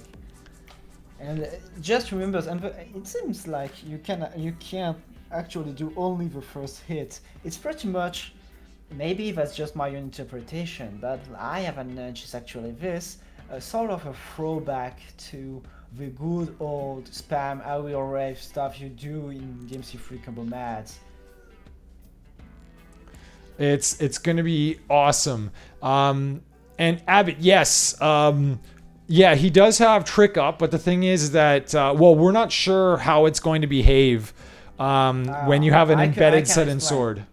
I can explain actually. Okay. So it's shown in the skill list, and basically you have the classic trick in DMC4 that works. So yeah, first of all, Vergil can trick. Every trick option of Vergil omnidirectional back to human. Yep. First of all, second point of DMC4 system, so with embedded sword, works only with lock-on, and I say lock-on because this is an important point, plus the style. And then, so you have a trick up, which is basically you don't need an embedded sword, but you do trick without lock-on, and it just goes up. So it was supposed to work in DMC4, but it was janky in DMC4 because if you wanted to do trick up, if there was an embedded sword, you were just going to trick to the enemy, so you couldn't trick up in most cases, and this was such a missed point and such a mistake they probably didn't have time to realize. So you have trick up, regular trick, but trick down is back too. And much to my surprise, but I think I can understand the reason. It's down and up. It's actually the same input as Dante. Yes, yeah, trick down. But the next reason why is the presence of the dodge trick. So dodge trick works only on the ground, whether you lock on or not, and you can actually trick in any direction on the ground. So this is the whole package of it. And this gives Vergil the all needed mobility. Insane mobility with that. And the thing though, I mean, if you look at the modded files of Vergil, the modded Vergil in DMC5, you could see that dodge trick was possible in the air. So there was an intentional design to keep it on the ground. I think that makes sense. I think that's fair. Just again, another balancing tweak, I'd say. Yeah, and that's pretty good. So do you know, Kyo, whether or not it'll be possible to trick up with an embedded summon sword? I imagine it will be, but from what I've seen in the streams, I haven't confirmed it yet. You can. This is actually why they made a point that you can. It's impossible to do the neutral trick if you don't have lock-on pressed, which was actually why DMC4 was flawed in this area. So you can just release lock-on. Oh, actually, it seems like your I know your third-party camera is a bit. I know, I know. Your camera's going a little haywire. I'm wondering. I just tried to. It looks fine. It's the way OBS. It's fine on the call in Google Chrome. It's the way OBS is translating it. Oh, there we go. It actually went back to normal. Oh, excellent. So it'll clean up on the stream in just a sec. Okay, so that's cool. So they've fixed his whole trick, his whole Dark Slayer trick. Like trick down will now work as they intended. Trick down will be possible in human form, and trick up will now work as intended, which is awesome. Yeah, absolutely. And there's actually a simple reason because dodge trick, you can have trick down being straight down because of dodge trick. Yep, exactly. Same for trick up after all. It'll be interesting to see how far trick down works because I think trick down is possible in the air and on the ground. So it'll be interesting how far you go back compared to just dodge trick going backwards. Dodge trick is really a straight horizontal line, so you go and dodge faster. So trick down works exactly like in DMC3. It'll just be further back. Yeah, it's a bit diagonal, but maybe like a 20 degrees angle. Mm-hmm. And dodge trick is really an horizontal dodge, so much longer. Okay, yes, yeah, it's probably at least double the distance of a normal trick dodge if you're on the ground. Yep. Oh man, that's sexy. Absolutely. Yeah, and I think they did a great job with his taunts. So it's really nice that they've actually fixed some of the its quality of life changes for Dark Slayer compared to DMC4, which is very, very nice. Much appreciated. Yeah. Yes, 1,000%. And so with that, I think really the only thing left to cover before we start getting into some of the heavier stuff is the doppelganger. I'm really excited for the doppelganger. We already talked a little bit about it, but there's 3 options. You can essentially have the doppelganger out, have him match you move for move, or you can change it so that he's somewhat faster than you. So he'll do his inputs faster than you, or he'll do his inputs delayed behind you. Yeah. And actually, the clip showed one example of a doppelganger. Actually, the doppelganger did the slowing down, and Vergil kept hitting, and it still seemed slowed down. So that's interesting. And yeah, I mean, I'm certainly not a doppelganger expert at all. So, but I can see where you can go from there. An interesting thing I noticed, and I will talk about it later on, is how you can use the wolf move, because doppelganger is locked to Yamato. Yes, for now anyway. We'll see if it changes. I don't think it will. I don't think so. I clearly don't think so, because as you can see, he uses all 3 weapons. Yep. I saw doppelganger being triggered from different weapons. So oh no, I was just alluding to, like, it'll probably will be like that for the day 1 build. Like, maybe they'll patch it later, but I doubt it. Very limited chance. I think not, and there's a thing that goes a bit in that way, is that you can actually trigger Judgment Cut's timings with Beowulf attacks. Wait, you can? I would think so. Yeah, no, actually, it was confirmed by the development team. So let's say you do Starfall. The doppelganger is doing his Yamato attack. You're inputting. But if you release it at the good timing, you do have a just frame Judgment Cut from the doppelganger. That would make sense, because even in Devil May Cry 3, if there was a move that required you to hold down something, so for example, if your doppelganger double has Beowulf and you're using, I'm trying to think of another move that can hold down. Drive? Drive, exactly. Where if you charge down Drive in Rebellion, but put in the input for your doppelganger for Beast Uppercut, the doppelganger would sit there charging the Beast Uppercut while you're holding down Triangle or Melee for Drive, right? And then so you release it, and out will come your doppelganger's Beast Uppercut. So it makes sense that you can use charge moves on a different weapon to trigger a charge attack on the clone. 100%. Now, in that specific thing, what it means is that Capcom actually coded the actual Judgment Cut timings into Beowulf moves and likely into Force Edge moves too. This is what it means because that's cool. Because it works, as you said, on pure mirroring, but also delayed. So they actually did a lot of coding, and I will go back into it about what it could mean. Actually, yeah. Here's a great example. So he's actually doing Beowulf combo 2, and he summons the clone, and then while he's charging up the lightning legs, the Chun-Li lightning legs, you have the clone back here charging up Judgment Cut. Yeah, a regular one, but you can do a perfect one too. Oh, yes, absolutely. That's what I meant. Yes. So, oh my goodness, the options, just look at this. The damage. Oh, I know. I'm actually psyched.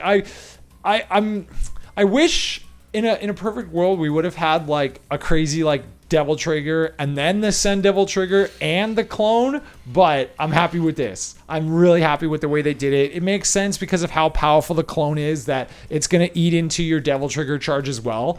But I love how you can SDT and use the Doppel as well. That's sick. Yeah, but, like pretty much everyone. We saw the DT concept art for Vergil in DMC5, and you're like, why didn't you just do it? Because this is only nothing but stylish and was much better than Dante's. And well, that's a shame, but because this is a $5 DLC. Oh yeah. Are we really allowed to complain about something as trivial? I mean, dude, the value, this would be the best $5 I ever spend. Yeah. Like, okay, like at minimum, you're probably going to put in at least 100 hours, if not hundreds of hours into this character. You do the math. If you play him for 100 hours, and you only spent out of a $5 investment, like, do the math, man. Holy. Yeah, that, but I mean, most of the fans will go through the missions, the difficulties, and the drop the game, so this is going to be like, well, yeah, it's still a couple of hours. So DMC, it's a game with so many replayability value. Not everyone does it, but I mean, in no ways you can tell me that, because let's have a bit of a review. You have at least 2 new cutscenes. Yep. You have, so some new Yamada moves, the actual recording. You have the fact that because this is the RE engine, they add Dan software to redo all of the moves in motion capture. Yep. Doppelganger added. Come on. I know. $5? Yeah. $5 for this? Insane how much we're getting. I say it's underpriced. Oh yeah, I agree. How much would you be willing to pay for just Vergil? Just Vergil. I'd say $8. 8? Oh, 8. Oh man. I think I would be comfortable paying at least like 10 to 20. Yeah, but with more cutscenes. Yeah, I agree. And story mode. Because an actual more story mode, absolutely. Yeah, without a story mode, this is overpriced. Underpriced, my bad. So it'll be really interesting, and it'll be interesting to see what the mod makers are able to do with him. Like, there's going to be some costume changes for sure, which is going to be nice because I personally am not a fan of the black coat. I prefer his original one, like the what's on the X costume.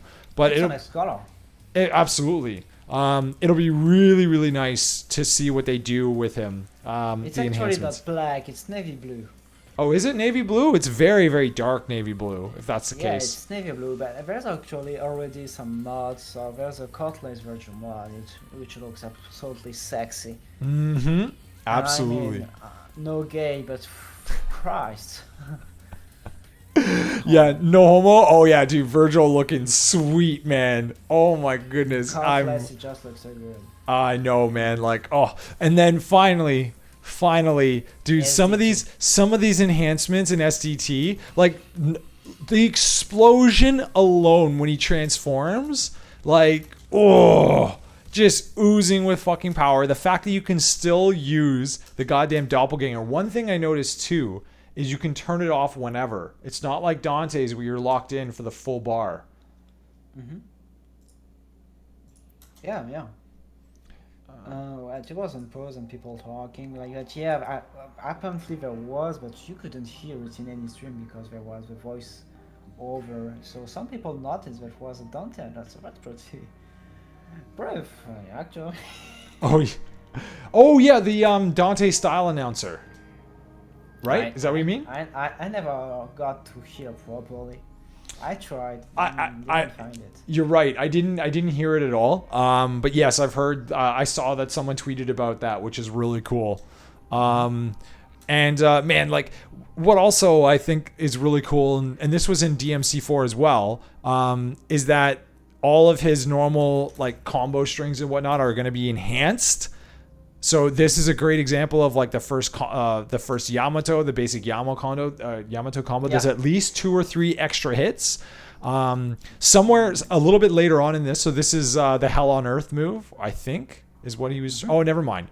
Yeah. This is the Force Edge combo that he uses. So like the extra like stab at the end, like these moves look like they do so much damage. Whack! Like, oh. It just looks slick and savage, and there's like the bill they added where kick 13 acts different. Kick 13? Dude, he does like 30 freaking kicks into Rising Sun. Like that. Literally 14. Look at this. Yeah, he literally does like 13 kicks, man. Like, look at this. Look at this. I'm going to slow this down even more. This is half speed. 1, 2, 3, 4, 5, 6, 7, 8, 9, 10. I lost count. I think there's literally 13 kicks in there. Like, absolutely outrageous. You'd almost have to go frame by frame because in the middle, even at 50% speed, that combo is an incredible. Absolutely incredible. Just imagine how much mastery you need to have just to be dancer first and motion capture this. Oh, yeah. Just imagine Dan doing this. Oh, yeah. I would love to see that actually. Like, oh, so nice. And I think there's oh yeah, he does the Force Edge combo 2, I think, which is really, really nice. And the combo 2, from what I've read, it adds in SDT, it adds quite a number of hits when he's spinning, which is very nice. So bam, bam, bam, bam, and then the spin. Yeah, it just looks absolutely gorgeous. So yeah, I'm actually glad of something that SDT doesn't have. In DMC4, Lunar Phase in Devil Trigger was like so spinning. It was a Beyblade. It was just a Beyblade, and it dealt a lot of damage. I didn't like it, and they actually didn't do it again on DMC5. I'm actually happy about it. Yeah. Yeah. Oh, so I was just gonna say on with Lunar Phase, I know it's like the way they do Lunar Phase in DMC4 is when he's DT, he does Lunar Phase into Rising Sun. At least on the ground, and like it kind of is clunky because Lunar Phase is kind of this intermediary move, so it's kind of and like you said, yeah, it's definitely like toned down in terms of the speed of it, so it still looks crazy and it looks really good, but it's not over the top. Yeah, exactly. And if I one last thing I'd like to go back is the DT activation. It's actually similar to the full standing activation of DT of DMC4 Vergil. So it's nice that they kept it this way, and even better, it's just juggling up. It's just juggling up because the DMC4 was just putting the enemies away. So this could have uses, but I actually prefer it this way. imagine a combo where, you know, you take them up into the ground or up into the air, you juggle them, you land, and then use like a summoned sword or blistering storm to temporarily hang them in place so they're juggled in the air. You land and then activate like STT, and then you relaunch them, and then you go into like an aerial like SDT combo or something. Like, man, I just better just bear with me for a minute. Just have your doppelganger set. Just have you go away at a distance that allows you to have a doppelganger do a Yamato combo that puts the enemy the enemy catch-ups to you because of a knockback. So you are away and the doppelganger sends you on you activating the trigger. Oh man, dude, it's like baseball. It's like, here you go, Vergil, catch, and he just tees up the enemy for you, and the enemy just flies towards you, and then you're just like, as you transform. Get this alley-oop, man. Get fucked, man. Oh my god, dude, that is sick. I'm loving this. I see what. Only one of the example. Dude, you like you said, so in our DMs leading up to this, Kyo has been messaging me being like, dude, my mind is exploding. I have so many ideas. So this is great. Oh, it's just exploding. This is perfect. Well, it's the mind of a combo maker never stops, right? Yeah, actually it was so tough that I was having Dante and Nero combo ideas before Vergil started to showcase Beowulf, and now my mind is so busy with Vergil, and I know I won't be able to play it until the next month. I can't think of something else but Vergil. I can't play Dante or Nero right now, or even Vergil DMC4 or 3 because I'm too good and busy about 5. Obsession, man. I love it. And it's you just can't, you're locked in, man, you know, and that's what I love. That's what I love about these games is like, you know, I've already, you know, one thing I like to do is when I sit down with a new character, for me, like, things don't solidify in my mind until I write them out.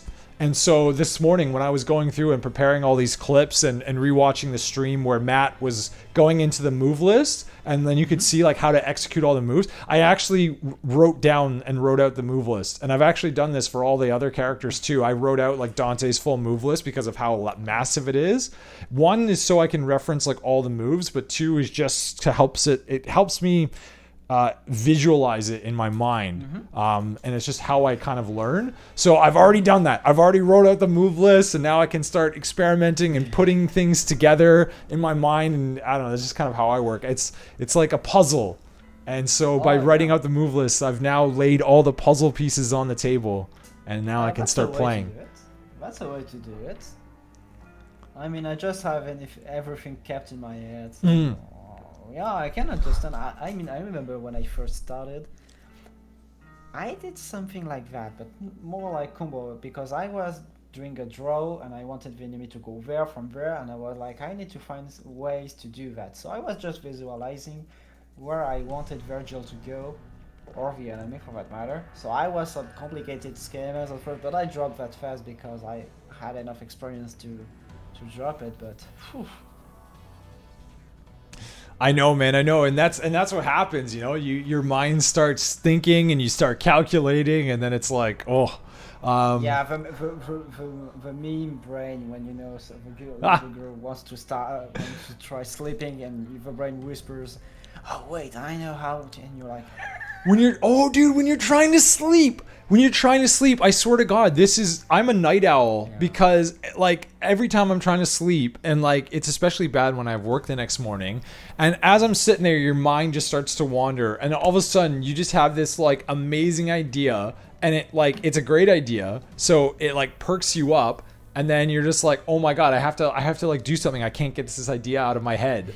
You have to like get up and either experiment or like write it down or something. Crazy. But so what I was gonna suggest, Keo, is we've more or less kind of covered and commented the full list. We kind of have an overview of what we can expect with DMC5 Vergil. Now I want to allow you to do some of your theory crafting.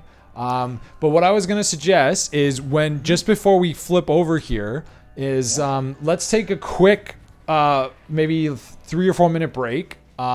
Because we've been streaming just shy of 2 hours now. So I'd like to get just, top up on water, stretch the legs a little bit. And then when we get back, we'll switch over to DMC4 and you can start showcasing this. I have some water left, but I can feel no problem. Okay, perfect. So chat, guys, thanks for hanging in there with us. I know we're not following chat as close as we'd like to, but we will definitely go back. I know that there has been a couple new follows as well. And thank you guys so much for the support. We got 21 people chilling and hanging out with us right now. So guys, shout outs to you. And we'll definitely, towards the end of the stream, we'll definitely work back through the chat. Back for the technical bullshit we're going to throw. And I mean, it's going to be full technical vomit. And this is what I love, man. See, this is the thing. I'm gonna have this recorded now, so I can go back and I'm gonna take notes, man. I'm gonna write stuff down, because this is how I learned DMC4 Vergil, man, from the legend himself. So, guys, we will be right back in about 3 to 5. Cheers. Yeah.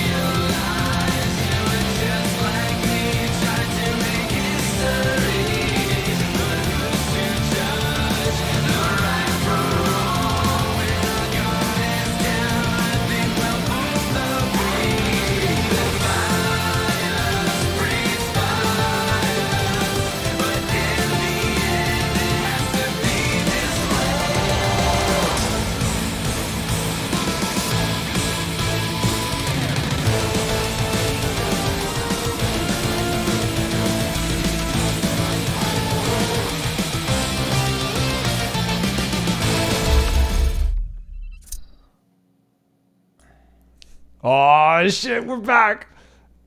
Okay, man. Okay, fellas, we're back.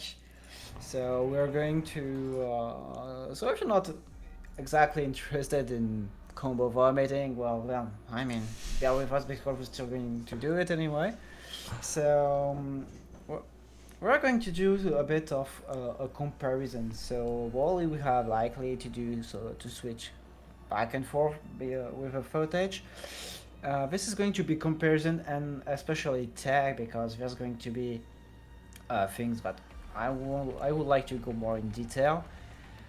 I will just book the game and thankfully, well, call it Destiny or not, but I boot up on Vergil starting screen, which is actually insane. So this is actually the PC version, and I'm actually using a trainer for training mode. So don't worry about this. I'm going to choose a room to pop enemies in. I'm going to be in. Okay, we could see the. Oh, it crashed. Oh my god. Yeah, no worries, man. No. That happens to the best of us when we're using mods, man. It's an imperfect system. I know Devil May Cry 5 has crashed on me a number of times, man. So no problem. Take your time. And actually, so while you're booting that back up, I would just like to give a huge shout outs to Keo, guys, because when him and I were actually talking about throwing this together, this was actually his idea. He's like, hey man, do you want me to, boot up DMC4 and we can actually do like a really deep dive? Because guys, if you've seen, I'm not sure if you've seen any of Keo's combo videos.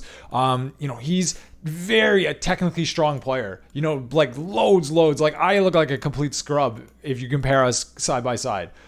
So being able to get a live demo with his commentary on the fly like this is absolutely amazing. I'm really looking forward to it. Thanks. Vergil comes alive when this guy plays him, man. And you were telling me you and I were talking, Keo, how you really wanted to make your mark with Vergil, and you spent a lot of time perfecting him. You even kind of made up some new tech for DMC4 Vergil, which is really exciting, man. So this hands-on demo, I'm super excited for. Okay, so we're very good. Okay. Oh well, I just performed one, so. But I think I will need to, don't worry, maybe I will just keep the chat because this is actually a bit hindering my my own FPS. Well, so we are not exactly FPS, but just my perception of it. So sure. If there's someone having a question, please shoot them. Yeah. So this is going, as I said, a training mode, and I'm using Super Vergil. Course, I'm just need to. Okay, so so just going to have this comparison. So you remember how Force Edge or Mirage Edge had only one hit on level 3. Yes, it only had exactly. level 3 so on high time. So you're going to have a comparison. Like you could probably see that there's a bit of a multi-hit thing that happened. I'm not sure you can exactly see it. Oh, I saw that. Yeah, it's actually a bit strange. Like, you can see that depending on the range, there's one hit less. So maybe that's the thing that sells out a bit. I see. Okay. So the animation is more or less the same, but there's actually multi-hits that are built into it. So yeah, this was this, and I was also talking about the Air Stinger. So Air Stinger in DMC4, or at least DMC5, on normal Vergil, it's exactly like DT. You travel more or less this far from the cliffs I could see around, but if you go on normal Vergil, this is as far as you get. What? Oh yeah, there's like 0 range. Yeah, and I'm on level 2. And I'm on level 2, so this is why it's actually interesting. Because, okay, let's say I'm going to do drive. Oh, well, I don't know. Let me find something. Oh shit, I killed the enemy. I will just, okay. Oh crap, I also put another one. Nice. You got some stuff to kill now. Oh, whatever. Well, bear with me. Okay, all fixed. So, just finding something not too shitty. Yeah, okay, I will let. Yeah, you see, it allows you to cross over, but if I do the same, like, you know, there's no crossover, that's pretty lame. So this is what I meant by mobility. So have you seen a clip where Air Stinger is actually going an extended range? Yeah, that's what I was getting at. Actually, it actually gets the same range as in Devil Trigger, but in human form, which is actually great. That's awesome. A nice quality of life change again.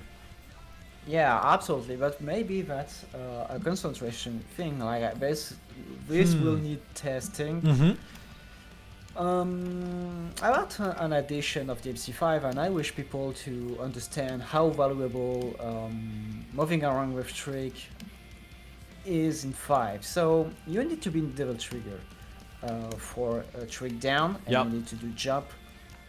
So yeah, well, whatever. So for side trick, you need it's a dodge, but then again, it's only on Devil Trigger. On Devil Trigger, exactly. And there was a way, but let's say it's like you mentioned that I develop a tech, so this is actually a way to cancel anything into moving into a direction, much like you can do in DMC5 now, or at least you will be able to. And I call this end dashing. So I will do a prime example, and then I will explain how it works. So for end dashing, actually, so let's say you see Vergil faces the enemy. So in theory, if it does string down, it goes like this. Mm-hmm. And you can't trick forward. The only way would be rapid slash. But that's cool. So yeah, you actually go. Oh well, I was a bit too fast. Oh wait, yeah, it's a bit annoying with switching weapons, but you could see that I was able to cross over with a trick down. Yet I was facing the enemy. Yeah, and I think we talked a little bit about that tech, and in order to actually like do that, you're doing the upper slash, and then you're doing a move. You're essentially reversing another move, and then canceling that other move with a air trick down, I believe. Yeah, more that's it. So actually, it's end dash for a reason, because I use a reverse judgment cut and to do it. The reason why is that in DMC4 you can it actually has a system in which you can, as long as you have an event sword, you can cancel any move with a trick. With trick, exactly. Yeah. And I did a nice dodge right here.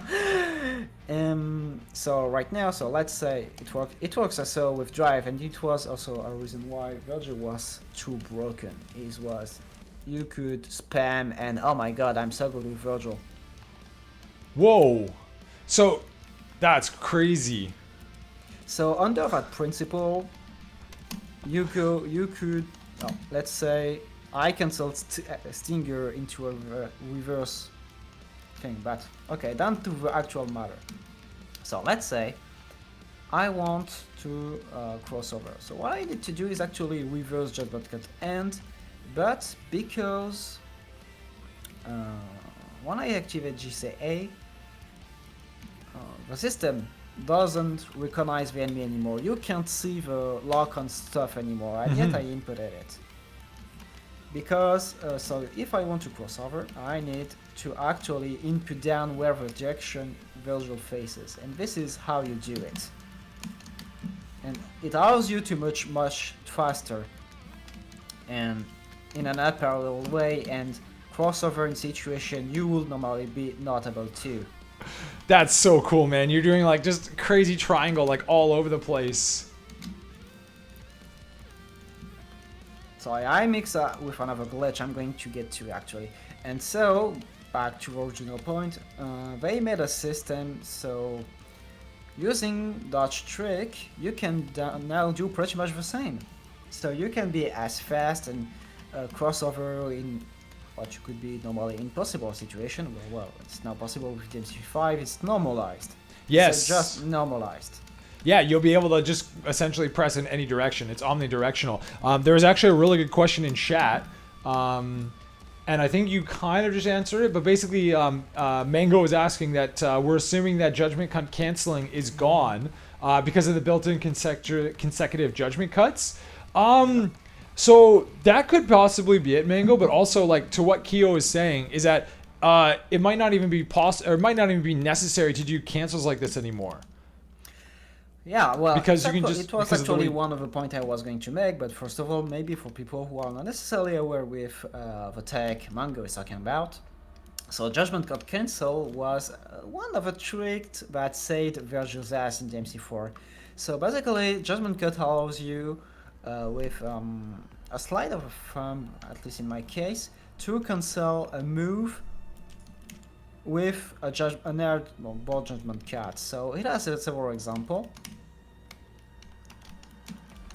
Oh wait, well, it's not 100%, and I'm playing with 120 FPS, so let me just put it back on 60 because it's a bit easier, as well as consecutive,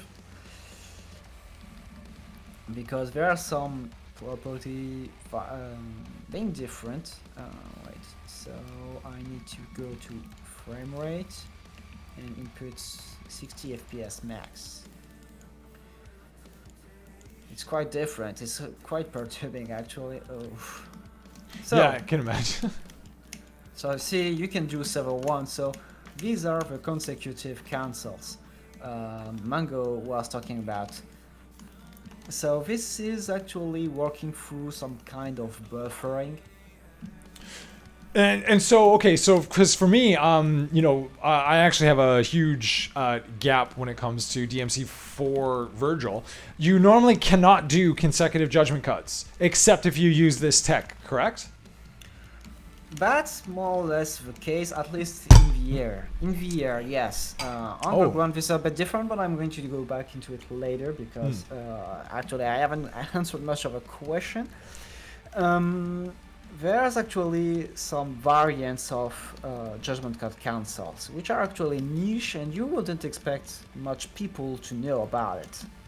And this variant works more like, it's called Weapon Switch Judgment Cut cancel, but more than one reason, because it works a bit like, let's say, an on-off switch. So let's say, yeah, I just did one. So you see, I tricked, I did Stinger, I tricked, I landed on the ground, and I finished with a Judgment Cut. Right now, I did it again. And I found I was watching some clips, and in auto mode of some Vergil footage in 5, I could see that a player did a beowulf attack, he tricked, like I did with Stinger, and then he switched to Yamado where there was a just frame Judgment Cut that came out of it. And that's what got me really curious, because this is so niche you wouldn't even expect Capcom to know. And yet, this is reproduced not only on a game basis, but auto mode as it's coded into the game. That's pretty interesting. They likely, it's my assumption, it's likely that Capcom saw Vergil plays and they got inspired by it, and they sort of try to re-implement it. Because this is definitely something that you can't reproduce on purpose. This glitch is so difficult that even with tasks, so reproducing inputs with computers, you can't have a 100% success even of 60 FPS. So this tells you how much this was not intended at first. And yet they seemingly put it back. Which is, yeah, so that's very interesting. So basically what you're doing right there, where you trick into Judgment Cup, that's essentially the glitch, right? Yeah, absolutely. So there's different variants. So there's the classic Judgment Cut cancel, in which it directly goes into the air. Sorry, I just failed it at times. Ah, come on. Yeah, So- that's really cool. So this one is the basic one. Oh wait, I'm going to show a very nice application of a glitch. Oh well, not quite. It was supposed to be facing the other way around. Let me. Well, I'm doing it anyway. So this is the weapon switch variant, which is extremely tough to do. Let me try with Beowulf again. Oh crap. Oh wow. It needs some bits of buffer times actually. Well, like you were saying, like it's hard to reproduce even with computer assisted play. Question in the chat for me actually from Mubin is whether or not this makes me want to play for SE Vergil. To a little bit. I mean, I was actually motivated to bust him out a little bit earlier today. But the problem is like I would still need to get a copy of it for PC in order. What I want to do is I want the training mode. But unfortunately, that's only possible on PC. And if I'm gonna play for SE or 5, modded 5, I'd rather play 5, to be honest. Mm-hmm. So while I'm curious, What's the question? Whether or not I want to play for SE Vergil. And it's like I wouldn't mind if I had it already. Oh, another question actually. And Kyo, I'm curious about this as well. Mango is asking whether we're gonna buy a next gen console. I myself, I'm not planning to right away. We'll see. Maybe 5-6 months down the road. But what about yourself, Kyo? I wish I would, because I could have easily a copy of DMC5 Special Edition upon getting a next gen console. But the thing is, even if I wanted to have one, I just can't, because the availability in France is plain ridiculous. I'm sure. I know not Mango. I know Cosmic said he was able to get one, but I've seen so many tweets. It seems like 1 out of every 5 people who like tried to pre-order one is getting one. Yeah, it's really tough to have a PS4. PS5 and it's funny because that's the only thing I've seen people talking about pre-ordering. I haven't seen anyone talking about trying to pre-order an Xbox. By the way, I saw that tech actually that you're talking about, like canceling a Beowulf Starfall into the instant air judgment cut, and man, that's crazy. Yeah, and it's pretty great that we can do this and in delay and stuff. And I wish to, if I am able to reproduce it, because this is another stupidly tough kind of glitch that is made possible because they rebuffed the timings of judgment cuts with, the system in which you can do 3 judgment cuts. But you can actually use the system to reproduce a glitch in DMC4, but maybe it won't sound appealing because of the new players be like, well, okay, why should I bother? But, well, in DMC4, when you have an ad glitch, it becomes stylish by default because it's tough. Yep. Yeah, absolutely. I mean, hell, you can say the same thing about combos in fighting games. So right now, what I'm trying to do is 2 judgment cuts, but I really suck with it. Yeah. Yeah, that's right cool. Now, I just did it, and this is made possible again because you can do more than 2, but really you're asking too much if you expect me to do more. Yeah, 2 looks hard enough, man. Oh well, I just did it the switch with Beowulf again. Nice. So let's try a bet. Oh what? No. Well, whatever. Actually, Mary J in the chat is asking which console, if we had the choice between PS5 and Xbox Series X, PS5. Which one would be? Kyo right away. So for me, Mary J, I've always been more of an Xbox guy. So I have the Xbox One. I do not own a PS4. So I guess if I was gonna get one, I'm actually open to either, but it would depend on the games. It really depends. In my opinion, it's just that I don't like Xbox franchises as well. So really, it's just a matter of preference. But yep. I'm more. I prefer PS5 because that's pretty much it. Even if I'm less of a PlayStation exclusive thing. I mentioned, going back into the topic. So this is made possible again because they actually added timings to Judgment Cut itself, so you can do it again. So, yes. It's actually more of oh look, I handle my combo design so well that I can be this slow and stylish while I'm at it. It's definitely made it a lot more, Mary J, my pleasure. It's definitely a lot more flexible. Now, one question I actually have for you and for chat, because I haven't seen it, is can you do Judgment Cut in the air for Vergil? Because that I have not seen. 5? Yes, in 5, yeah. Yeah, you can. Oh, really? Okay. Because I know in the modded Vergil you can do it. So I assume that you'll be able to do it in the air, and it'll do the same thing. You'll have the ability to do up to 3. Yeah, exactly. Except if you're in Doppelganger. In Doppelganger, it's nerfed to 1. You can do consecutive ones. I thought that was only when in training mode it was like a glitch if you have unlimited DT and you run out of DT bar, the game won't actually, like, even though you still have the Doppelganger out, like it won't let you do the consecutive Judgment Cuts. But in theory, it said that it can.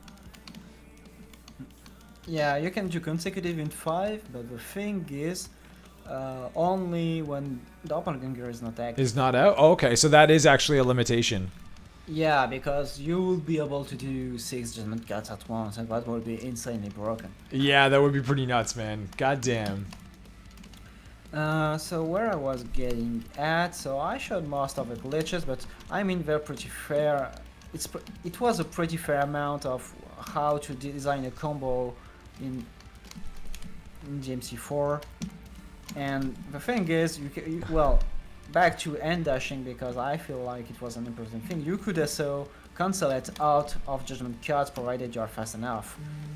Yeah, and I think the point that I think one of the things you're trying to make is that, you know, it seems like a lot of these glitches, you know, Capcom paid attention to what was essentially happening, and they've made it so that it's possible to replicate them. They've essentially normalized these glitches and made it so that base Vergil can just do them. You don't need to exploit a glitch in order to do that. It's actually built into his moveset by default. I wouldn't say by default, because this is certainly not something that would be explained, but no. It was Kumabe-san, so the combat designer of Vergil. I think he's the one who said that the timing was implemented into Beowulf. So in my opinion, this just means that they just did it that way, and it's, you know, claiming that it watched DMC3 and DMC4 combat videos. It means that it's now a thing that they watched Vergil footage. So there's likeliness, it depends who they watched, but they could have stumbled upon this very niche glitch that they needed documentation, in my opinion. So they really, in my opinion, they really focused about plays of specific players, and they tried to make it a thing. And in my opinion, this is not tough, but when you consider Capcom's policy about Vanilla 5, which was no inertia and no reversal, because you needed your own control of what you do, and now they would not only acknowledge this glitch, which was certainly not intended, and as such you couldn't do it 100% on 4, but they also validated it to the point they would port it over to 5. I know. No, you raise a really good point, though. It's like you have stuff that wasn't necessarily super nuanced. It was just part of DMC4. It was like the inertia and reversals have been in since DMC3, and those didn't make it over. But yet you have these really nuanced Vergil glitches that have somehow made it, when inertia and reversals didn't. And those are more of like core gameplay mechanics in comparison to these nuanced glitches, which are only there for Vergil. Yeah. So, very curious. It's very curious. So in my opinion, they really maybe, well, I mean, there could be a lot of ways, but for some reason they choose to do something they didn't the time around. Like, okay, they did a big step toward players by inviting combo players to their streams and stuff like that. I was invited to the pre-launch stream of Devil May Cry 5, so that was already that was already a retcon of the world, and yet this happened with Initial Reversal. So there was a kind of, I wouldn't say double language, because this wouldn't be fair at all. Yeah, but, it's definitely. But go ahead. But they did. There's now people. It's saying outrightly that they watched combo mats, combo videos specifically, of course, but they explicitly said this, and this is outright surprising. And to me, I think they wanted to make a step forward toward players. I don't know if this is a redeeming feature or something, but you can also see when you see Vergil clips. Maybe this is wiser to put some turbo Vergil clips if you have any to the streams right now. Oh, I don't have any handy. Oh, you mean like DMC5 stuff? I could put up DMC5 stuff. 5, yeah, okay. Obviously. Yeah, here I'll just put up. Just put up a compilation of the one that I had before. It'll just kind of run in the background while we're talking. Well, mostly airborne stuff, but probably not because this is the void. But you can feel that the weight isn't the same. Vergil is a bit more heavy than Dante was. There was this floaty thing that you could feel in 5, and like you could see at a basic combo, it doesn't exactly feel the same. Or maybe this is just me, and Vergil is also a bit quicker from his transition from his air animation to the ground, and this was something that DMC4 players regretted. Yeah, in DMC4 he feels lightning fast. And it almost seems janky in a way with how kind of like the way his animations are. Like they're not smooth, if that makes sense. Like they almost look like they're artificially sped up in a way. Yeah, well, it's better, but there was ground cancelling, for example. And this wasn't a thing in vanilla DMC5, but the overweight was switched from air to ground feels like they're also, I wouldn't say tweak, because let's not be fooled by turbo mode also being a thing. But some properties are back. And well, actually, I see Will Beowulf, and this reminds me of something I wanted to show anyway. Oh yeah, here. And this was actually Luna Force properties in 5, which actually surprised me for some reason. So, well, let me boot up 4 again. Let's go back to it. Yeah, please. Sorry. Okay, so for example, usually in DMC5, there's, when you're close to an enemy, there's this kind of hidden wall. So let's say I'm doing this, but the character would sort of stop in DMC5 and try to aim the enemy. A kind of hidden wall that prevents crossovers. But, and I'm going to show an example here. Like, let's say I do Lunar Phase. You see, I crossed over. Ah, that's what you meant by the Lunar Phase crossover. Yeah, exactly. And when you see some Lunar Phase example, maybe not from the official stream, but you could see similar things happening. Maybe not as smooth, but Lunar Phase definitely could travel all over the enemy, and that was pretty much interesting because you couldn't do that with Dante, and I mean, you need to try real hard to be able to even hope to get one. And now suddenly you can do it again. And such subtle crossovers are, of course, not of interest for casual players, and of course you have a right to not to care. But it added some. But for the people who are paying attention, yes, sense of design, it really has an extra touch. Interesting question from Mubin is that do we think that they oversped or they sped up some of the animations? I don't think so. I think if anything, the main theme in in DMC5, even in turbo mode, is that a lot of the animations were slowed down, especially like things like jump cancel and things like that. Well, it depends. Does it mean 5 vanilla, so in PS4 1, or does it mean 5 special edition? I think even so, I'm pretty sure it's fair to say that DMC5 running on turbo mode, I think, still feels like a slightly slower game than 4 on turbo mode. Oh yeah, that's for sure.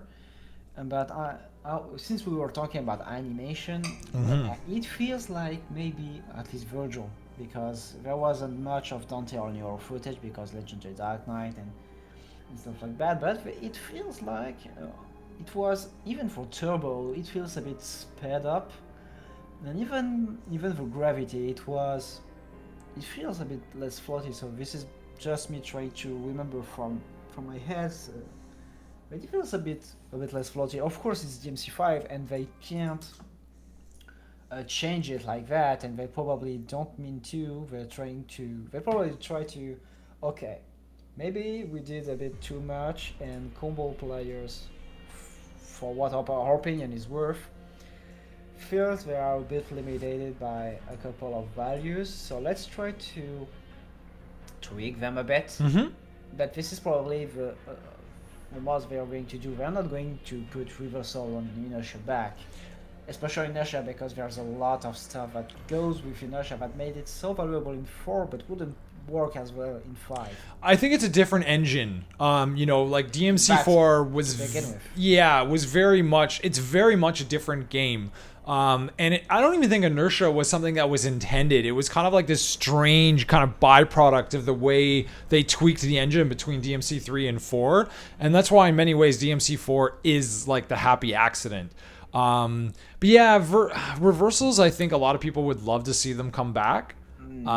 Actually, inertia is present in 5's engine. A little bit, right? Yeah, but it was modders could use it to bring it back more properly. So this was something Capcom intentionally limited. Sorry, I forgot. So I know that modders kind of brought back inertia, but I thought so. But basically what they're doing is they're finding those little tidbits that are in DMC5's base engine and they're just tweaking them. I thought they actually were modifying something in order to bring back inertia. No, the concept of inertia is actually present. But they used, it's all about value tweaking to try to bring it back. And about reversal, because Judge GR said they brought back reversal, yes and no. They brought back reversal in demo and also the last debug build before the actual 1.0 version of the game. Yes. So when I went to Capcom UK, there were still reversal. So Dante was able to perform a reverse air trick, for example. Yes, but I don't think it was been brought back. Yeah, so it was in the dev version of the game, and there was a question earlier about like what happened to reversals. Basically, what happened is that some QA analysts found it, and they're like, "Oh, this isn't intentional," and then they took it out because they were worried players would do it by accident, which is complete BS. It's definitely a blunder on Capcom's part. Yes and no. I mean, I'm going to be playing the devil's advocate, and in theory, you're right. But that supposes the casual player have as much control over what they do as we do. True. And casual players have a tendency to panic when they're not used to something. So they might do it by accident. You don't want a death for something you didn't intend to do, and this is probably the mindset that Capcom had. So, I believe removing them was wrong, same as inertia. I mean, this is a decision I disagree with, and this is no news. But if you take it from a consumer standpoint, I believe it's actually a nice decision because you want to give a player full control. Because there was Yes. this times in DMC4 because you could jump away and do initial out just moving the sword and you're like, why am I going this much away? I'm not hitting the enemy, bring him back. So it makes sense. It makes sense. I certainly don't endorse it, but it makes sense, and you can't blame them, especially when 5 is the first mainline games Yeah. for like 11 years. That's true. So yeah, no, I respect that. But yeah, to your point, if it was a feature that they identified and pulled out, what they should have done is like, okay, if this was a feature, I don't think they understood exactly what it was. I don't think they knew it was as big of a feature, especially to more advanced technical players. What they should have done is given you the option to turn it on or off. Just enable it reversals in the options menu, right? But I mean, thankfully on PC, PC Master Race, we have mods that can do that. The bufferless reversals. Yeah, Oh my god! thing, Shoutouts to CN and the modders. But the thing is, and I'm going to cut DMC4 because I want to boot up DMC5 for a couple of things I want to show. Actually. Yes, please, let's do that. Let me put it up. And in the meantime, well, I wanted to answer to just GR because he said something. Capcom probably never brought back inertia because, well, basically the 1% of a players thing. Yes and no again. Why? Because they reached out to us, actually. They did reach out to us by inviting us to events, asking us feedback, and the fact that now Itsuno said he watched DMC3 and 4 combos means awareness and will to understand what's going on. So wait, I'm just putting DMC5. So I mean 1% for sure, but apparently this 1% by keeping playing the games managed to shape Vergil in its higher state. Which is that's great. I mentioned this in our chat earlier today before we went live. Is that it's amazing when you actually have devs that are paying attention to what the most dedicated fan base, like the fan base, like you said, that 1% that continues to push, and all that jazz, which is good because I respect that when fighting game developers do that. They reach out to like the top players of their game and have them come in and do testing and they ask for feedback. And so yeah, Capcom, if they made some mistakes with vanilla, it definitely is apparent that they've made some amazing efforts to really make back some of that headway and correct some of their mistakes, or do it better. Do it better. At least I would say make up for it. Yes, that's very fair to say. And that's why, like, I've Capcom got some flack. I've definitely been throwing them some flack over the way they handled DMC5. But with what they've done with Vergil, I mean, it is. I don't think anyone can argue that they have done anything less but go above and beyond with Vergil. That's something I would like to answer to actually, because considering this is an hot topic. So maybe when Ahmed said, when the mod devs listen to what people want and implement them, sometimes I feel like we are doing more work than the actual Capcom guy. Yes, more no than yes actually this time around. And the reason is, Capcom devs are not the people with a decisional power, and this is very important for people to understand. Yep. Because people lash out at Capcom devs as if they were responsible for pretty much everything. When you look at Itsuno, San, and Matt Walker talking, at least that's my impression. But I feel like even them feel held back compared to what they would like to do. Co-op, cameo system is just some co-op they wanted to do but they couldn't complete. Yeah. And some of the political decisions, so one I said inertia and reversal, so maybe Capcom didn't intend it at first, but this is certainly an executive decision to say we have to we need to have people buy the game. So how do we do that in pure gameplay experience? Hmm?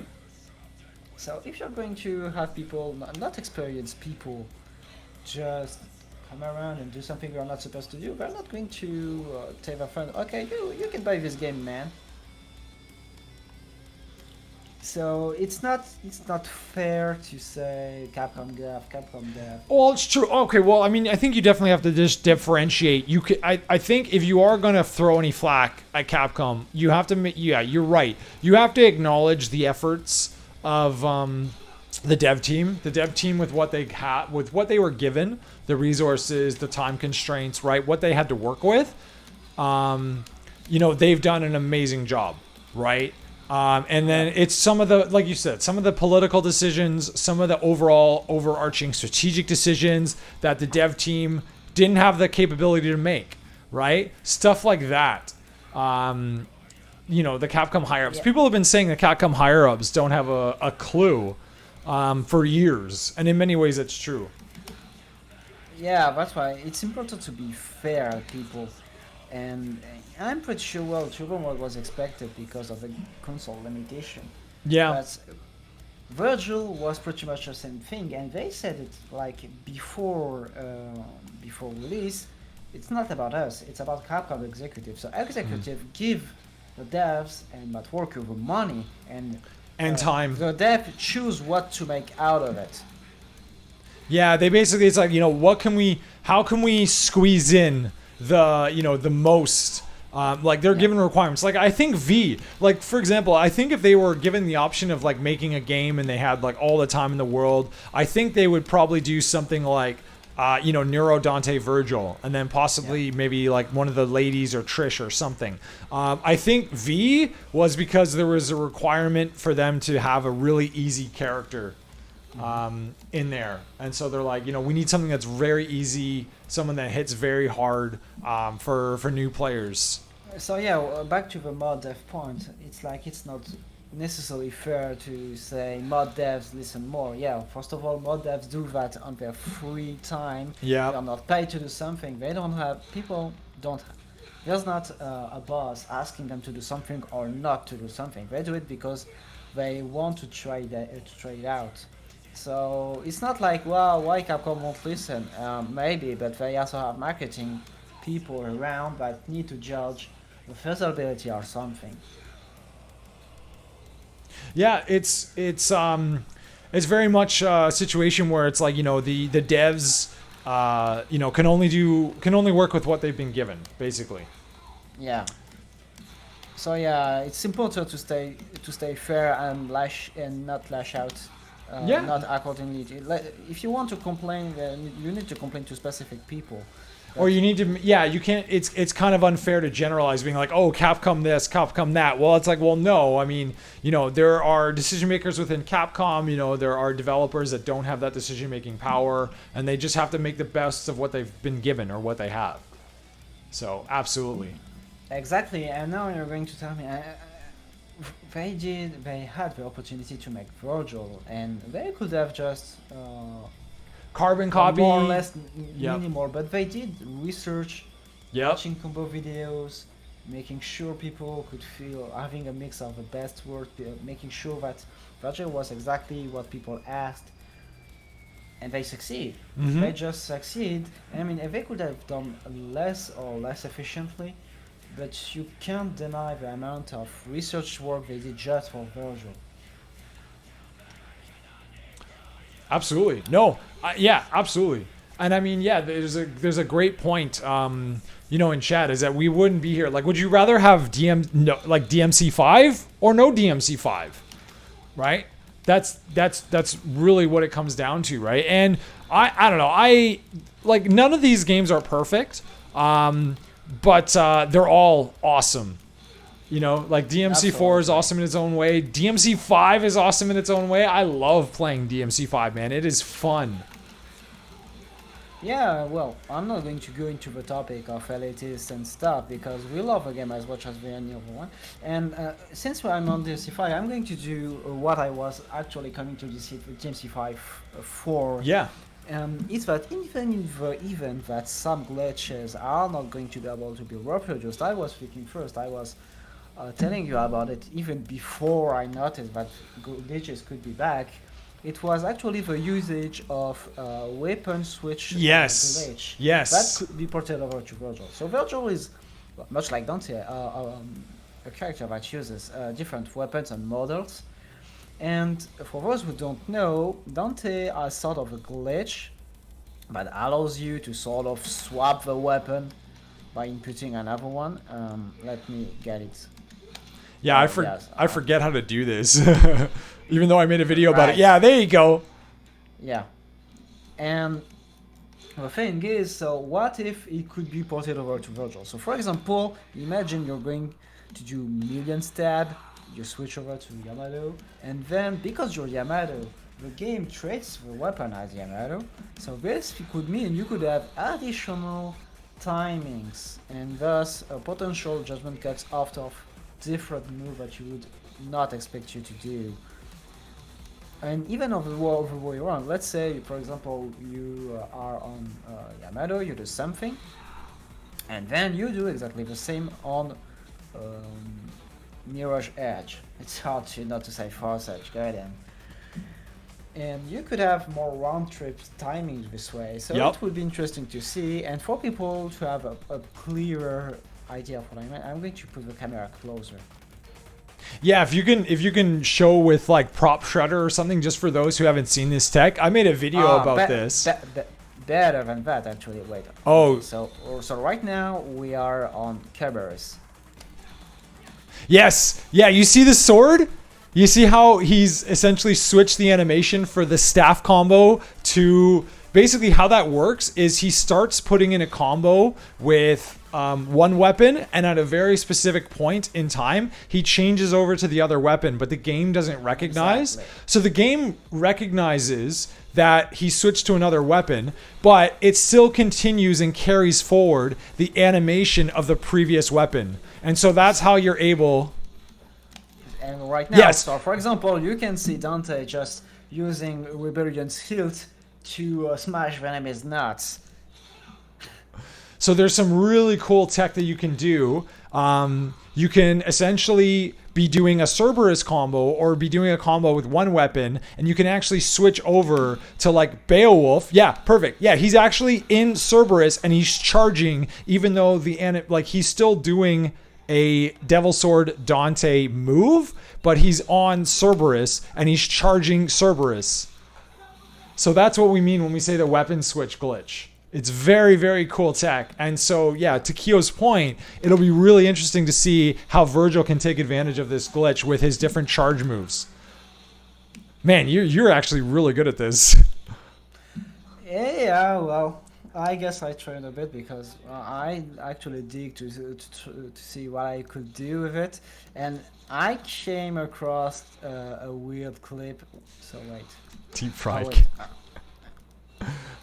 Oh, the game for me, the stream of the game just froze. Hold on.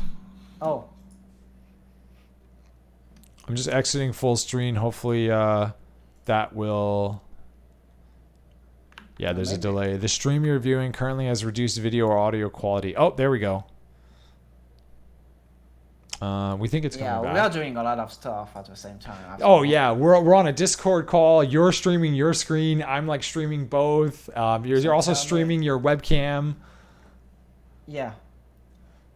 Yeah, it's doing some funky stuff on stream right now, and I think it's just because of all the stuff. There's a lot of there's a lot of bandwidth issues. Yeah, about the camera, that's not something I could do. Sorry. No. I mean, it is what it is. We're working with the limitations that we have, right? So yeah, and not every move works with each other. Yes. From what I remember, it really wasn't possible to get it with the bike. So to actually like switch over and have Cavalier, I was thinking like Cavalier would be able to do something a little crazy, but it's kind of hard. Yes, yeah, but it's a more visual than anything. Oh yeah, sorry. Like if you could swing around the bike, for example. Not quite. It's Yeah, more it doesn't like work. Sorry. Oh yes, yeah, this combo. No, it's just ah. No, it's just that sometimes you can see the bike. Actually, the bike It's pops somewhere. yeah, it like pops on. It like pops. Yeah, you can kind of see the bike as in the swinging sort of pop shredder.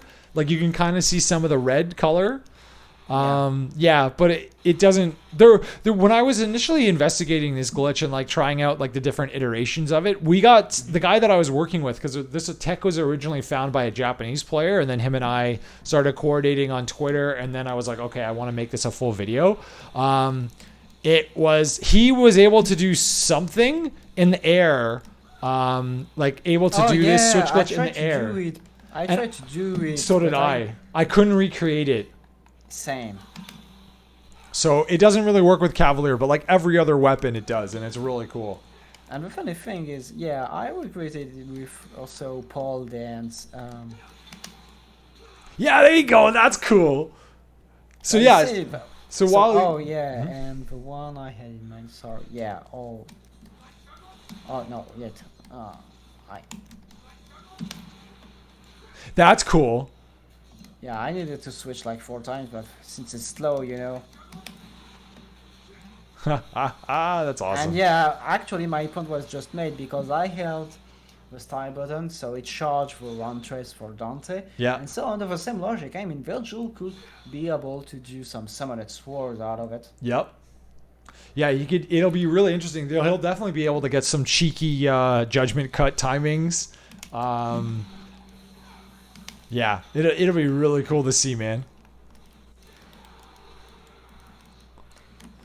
So yeah, and well, back to my. Oh yeah, no, sorry, I just don't have a move anymore. But let's say you see, there's a bit of an hidden wall. Like Dante doesn't do the step.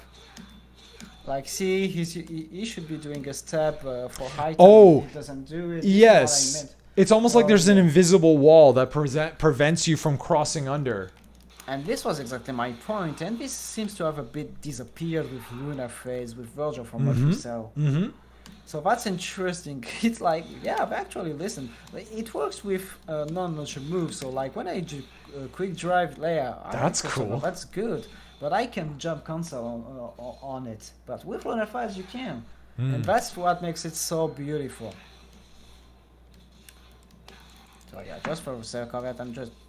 Oh yeah, that's another solution with Care Bearers, but I'm... Oh yeah, wait. Yeah, I need to... Oh yes, okay, I remember. Yeah, it's a bit tough.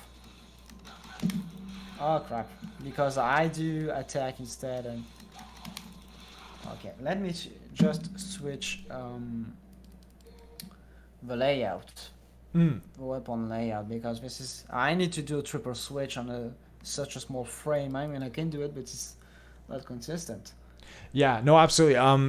So actually, while you're doing that, the chat is kind of talking about some of the amazing work that some of the modders have done, and absolutely, the one thing that I'm hopeful for, because a lot of the mods right now have probably been out in their final versions for upwards of 6 months, sometimes even longer. Like some of them were made back in March. So all I'm hoping for is that when Vergil is actually patched in, the patch that adds him to the game, I'm hoping that doesn't break all the mods that currently exist, and if it does, because they tweak some other changes or system changes, it's usually so. I'm hoping that all the modders will come back and essentially make their mods work on the newest version of the game once Vergil's out.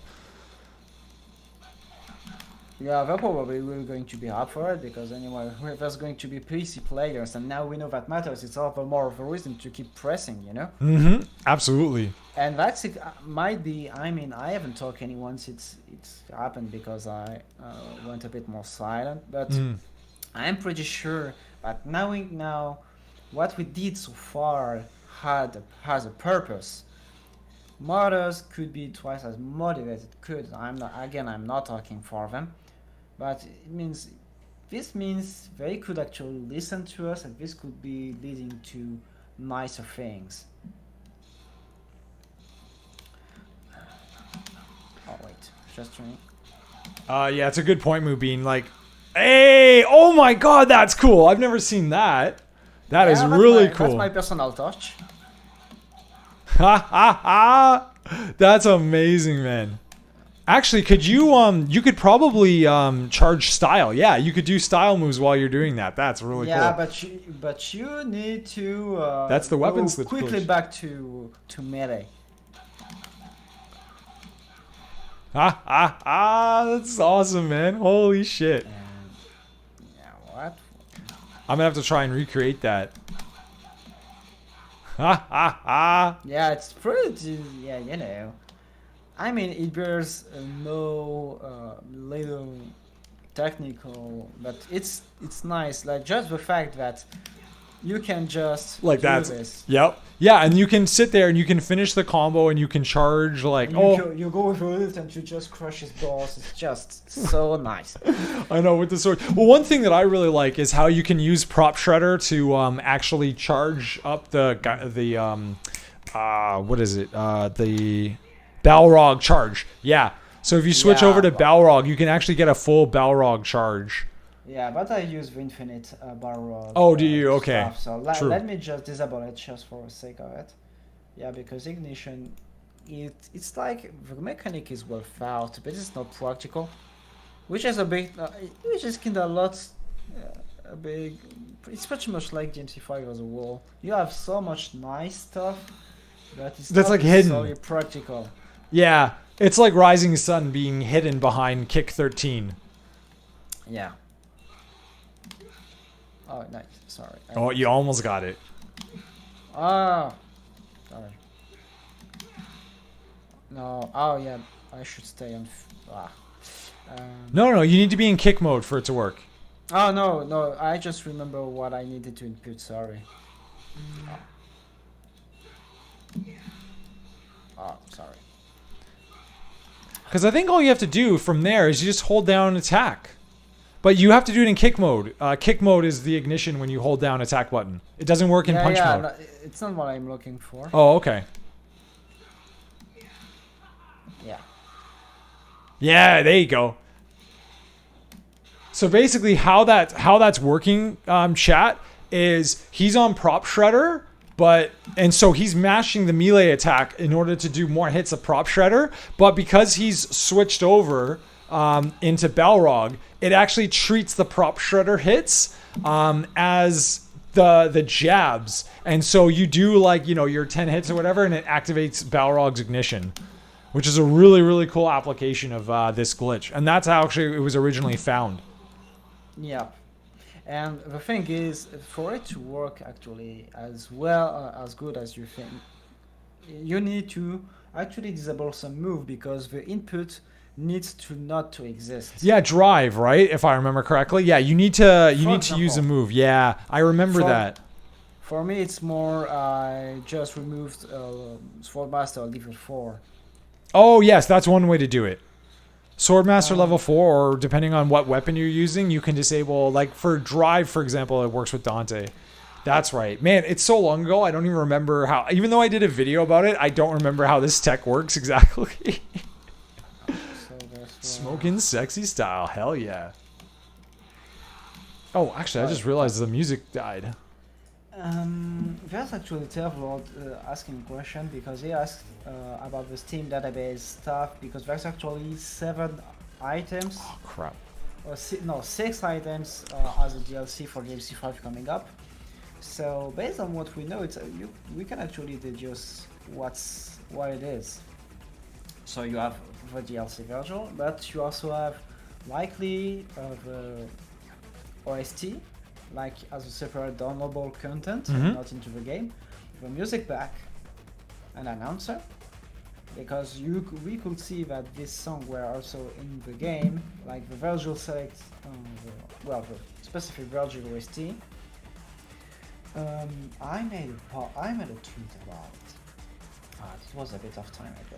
Yeah, we're getting a lot more than just Vergil for sure. Like, there's gonna be some enhancements to the game that come regardless. Like you said, like the new, the new OST and stuff like that. The new announcer. Yeah, there's also going to be Super Vergil as a direct unlockable extant because it also exists. Yep. Red already exists, and I think the last one might be, but I don't think so because it wasn't showcased anyway. So I don't know, because I thought there could be an alternative version of a weapon, like Cavalier Air. Oh, that would be neat.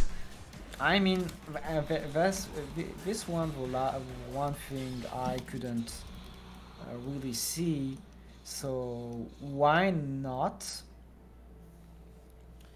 But if it's not, I mean, I'm not exactly sure about what it could be. Yeah, it's kind of hard to say. We're just kind of speculating at this point. It would be nice to see if they made like an actual a palette swap for Balrog to Beowulf for Dante. That would be cool. Oh yeah, that would be nice, but let's say I'm not really too hopeful about it. Yeah, I know. I'm not too confident about that either. The only way to tell will be to just kind of play it by ear. Mubian saying, yeah, when you see it in 4K, I think that's true for most things. You see it in 60 frames per second at 4K, especially when you see Legendary Dark Knight mode with that, and you see all the enemies. You see like 30 enemies on screen. Yeah, see? Oh yeah, okay, I remember that.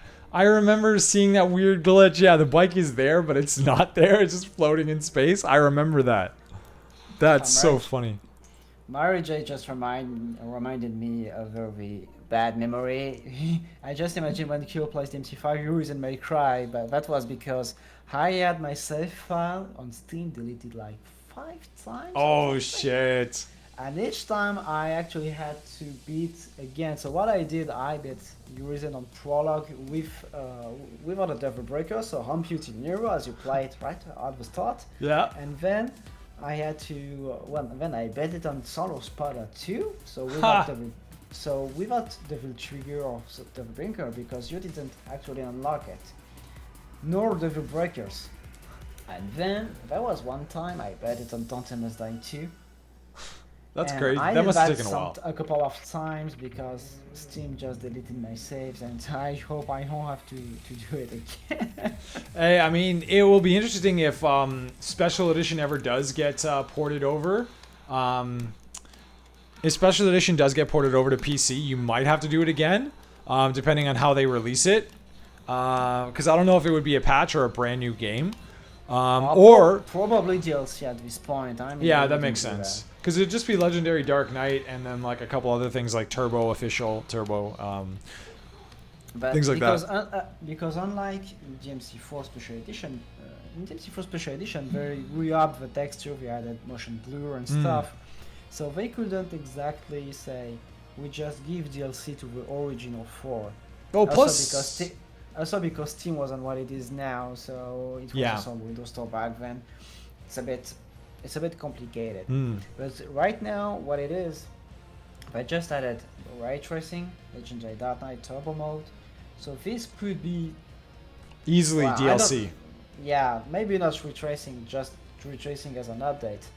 But this could be absolutely DLC. So no, they wouldn't release a special edition on Steam. What did I want to go over? Because we did some overview of DMC4 Vergil text. Yep. I did some one-trick glitches but these worked on the same principle as Judgment Cut ones, more or less. I wanted to show indeed the weapon switch glitch that could work on Vergil. But if the glitch thing is indeed true, there might not be a need to, because it's actually implemented into the game. Yeah. I mean, at best, it might just be like some animation changes. Like, you know, the animation changes if you're, let's say, on Beowulf and you switch over to like another weapon, all of a sudden, you know, you're doing a Beowulf combo with like one of the swords. But it'll be interesting to see how it actually looks like, or what it looks like. Yeah. I'm just going to put some cutscenes. Sure. Yeah, I mean, that's better than... wait a minute. Gallery... I'm going to put the X color Vergil just for you. Oh, beauty.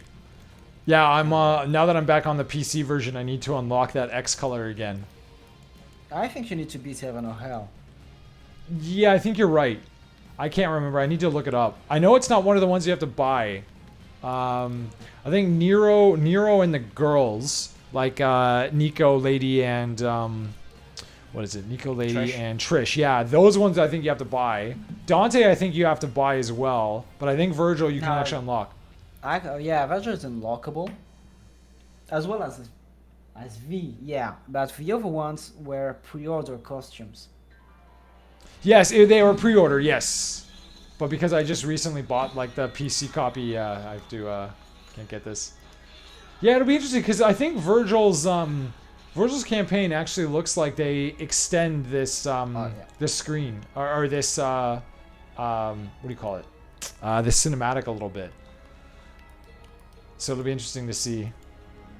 But yeah, so one of the things I thought would be cool to do is, you know, because we more or less kind of covered all the bases. We talked about Vergil. I'd love to go back actually and just kind of work my way back through the chat and just take like an extra 5 minutes just to work my way back to the chat. I can't see all of chat. It only goes back so far because I'm only using it on Twitch here.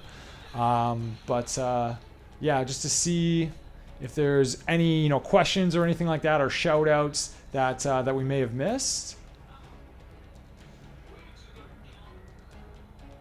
Well, in the meantime, if people know how positive I am, but I would really like to highlight not only the work but the choice that led to the work made on Vergil.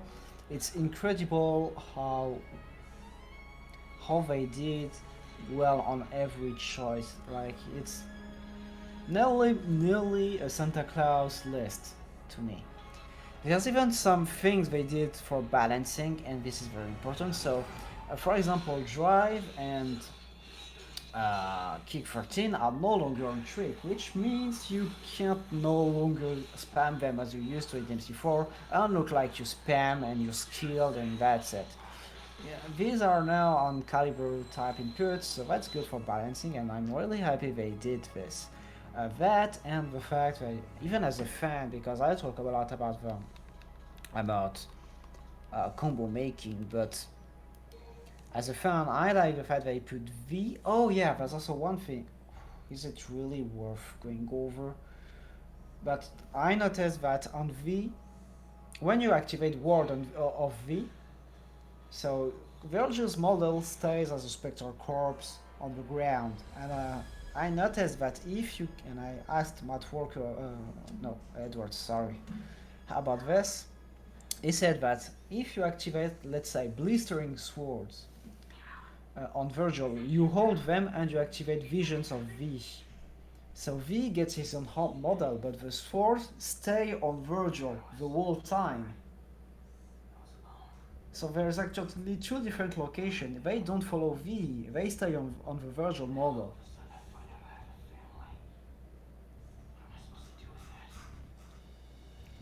That's actually really interesting. Yeah, actually, I didn't know that. So, essentially, you activate this move, World of V. V comes out and he does like his powerhouse move. But while you're doing that, you still have control over summoned swords. So Vergil could be a corpse on the ground shooting out summoned swords? Probably only if you have them activated beforehand. Oh, I see. So this means, that let's makes sense. say you want to make sure everything works, and you prepare heavy rain swords, you hold them, you activate Vision of V, and as V gets out and some of the stuff, you could potentially release the rain, and everything is freeze, and you can basically free pound everything. That's cool, man. That jacket is cursed. Why is it cursed? I mean, Because I actually put a cyberpunk mode jacket, oh yeah. and this is not cursed. This is cool. No, I think well the game is cursed. Well, not really. I mean they've had to push it back, but you know what though? Project Red they always do amazing work. So who cares? I mean the game gets delayed. You have to wait a little bit longer for what's going to be like an amazing and like perfect game. Like Yeah, I guess I will wait. can wait. Maybe next summer, because I will be so much into Virgil. I won't have. we're not gonna have time, so it's a blessing. It's a blessing in disguise, man. Like, oh, dude, I'm so spoiled. This entire Q4, I'm spoiled by DLC. We just got Doom Eternal DLC, which I've barely even scratched the surface. I played it through once, so I have so much more work to do. I have 3 new characters coming in Mortal Kombat 11, and then I have Virgil next month. And it's just like with what time am I gonna play all this stuff? Like I'm gonna have content for the next 6 months, easy. Yeah. I mean, I have like. I'm probably going to make a DMC5 Vergil guide in December if someone didn't do it until then. I have combo video projects, and I mean S. So because I have Imperium 2, which is for the recall. A story-driven combo mat, which it's a bit of a particular concept, but you loved it apparently, so I'm glad you did. And another collab with 3 other very talented players, so it's quite a unique collab. And well, we haven't announced it out. I was supposed to keep quiet, but I mean, it's just to say that I have a fucking lot to do with Virgil, and to me is as complete as you could hope for. I'm glad they kept 4. They didn't try to go too original and have a half-assed attempt at it, or just go into something original but have something not as functional like Balrog. I was really afraid that Vergil would have something like Balrog, and Yeah. Cat Bill with all the same, and this was really a big relief. Yep. I cannot agree more, man. Like I said at the beginning of the stream, man, my hype level for, the original showing of Virgil was to what they've now shown us now, and with his entire kit basically out for everyone to see. Man, like words cannot express how hype I am for this character.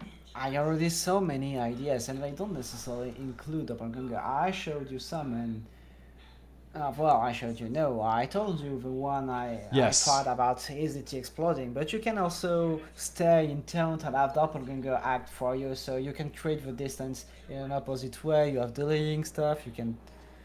I mean, there's so much stuff. Even if you don't put Doppelganger, there's so much stuff. Virgil will play the same yet not the same, and it's going to be so interesting. Like, I know people, it's not over hyping it to say it, and I mean, I played Virgil for literally thousands of hours. I'm positive this is something that can't be surpassed in terms of Virgil alone. And Yeah. I mean, especially if you love the character, and Capcom gives you, it's almost like a gold mine. It's a literal gold mine for you to work, to mine and play around, investigate, experiment, lab, and it looks like they've done such a good job.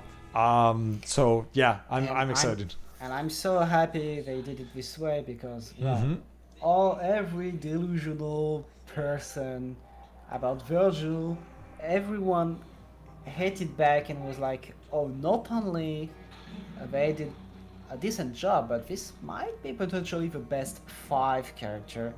And I love shaping how up to Virgil shot some trap. Well, just a bit of a harsh way of putting it, because I don't mean it that harsh way, but I'm glad. And now we know that some Capcom people watch us. I mean, it's all the more reason to keep creating, to keep experimenting, to keep doing what we love, because it led to this, and it feels.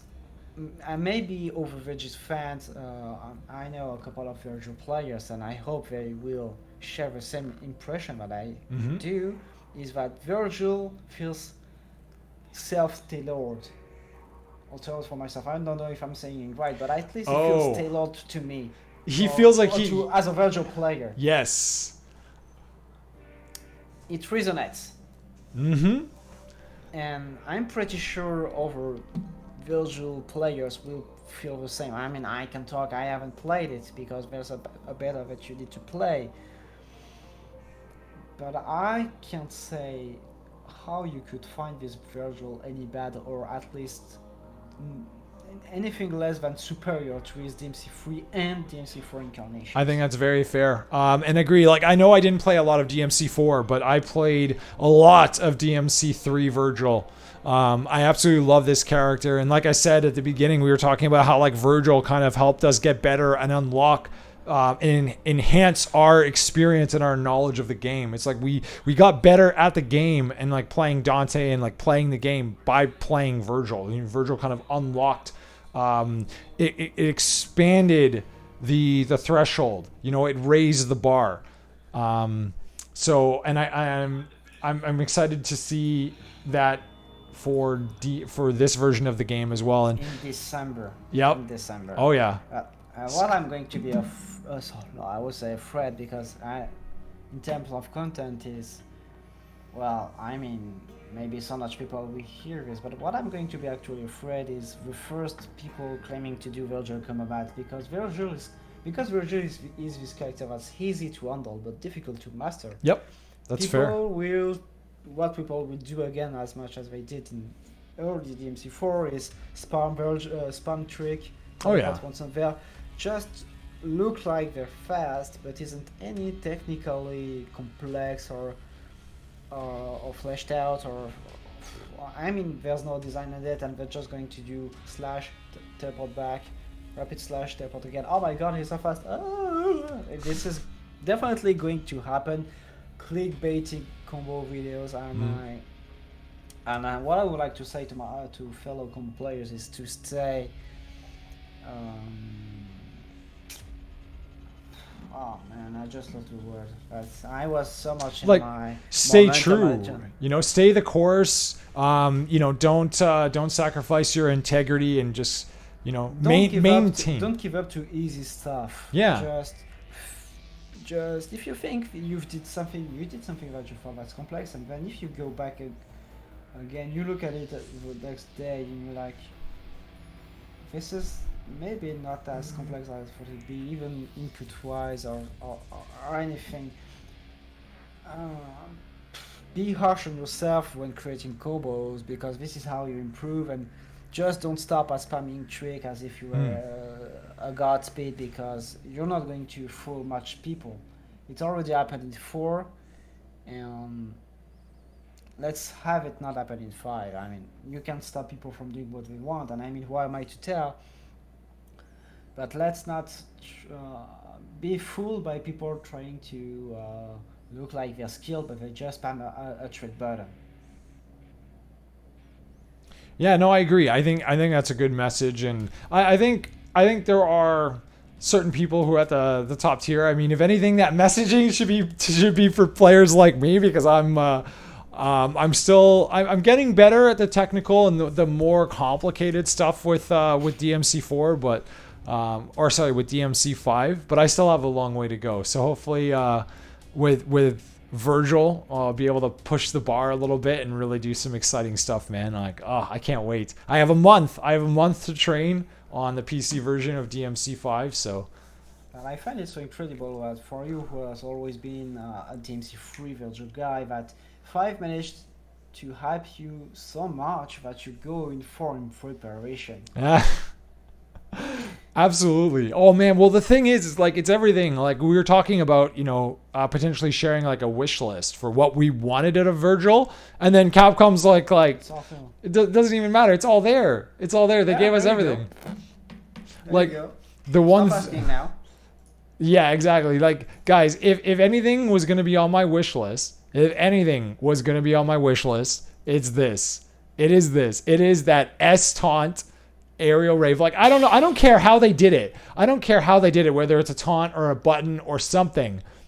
The fact that they did this, they know that this move was missing. Dante had this move in 4, Vergil didn't, and it was a fan favorite. I love this move. As soon as I saw this move for Vergil, I fell in love with it. I'm going to be spamming the shit out of this. Like, I'm going to like master this. Were they JCing? Yeah, this is JCing Mubin.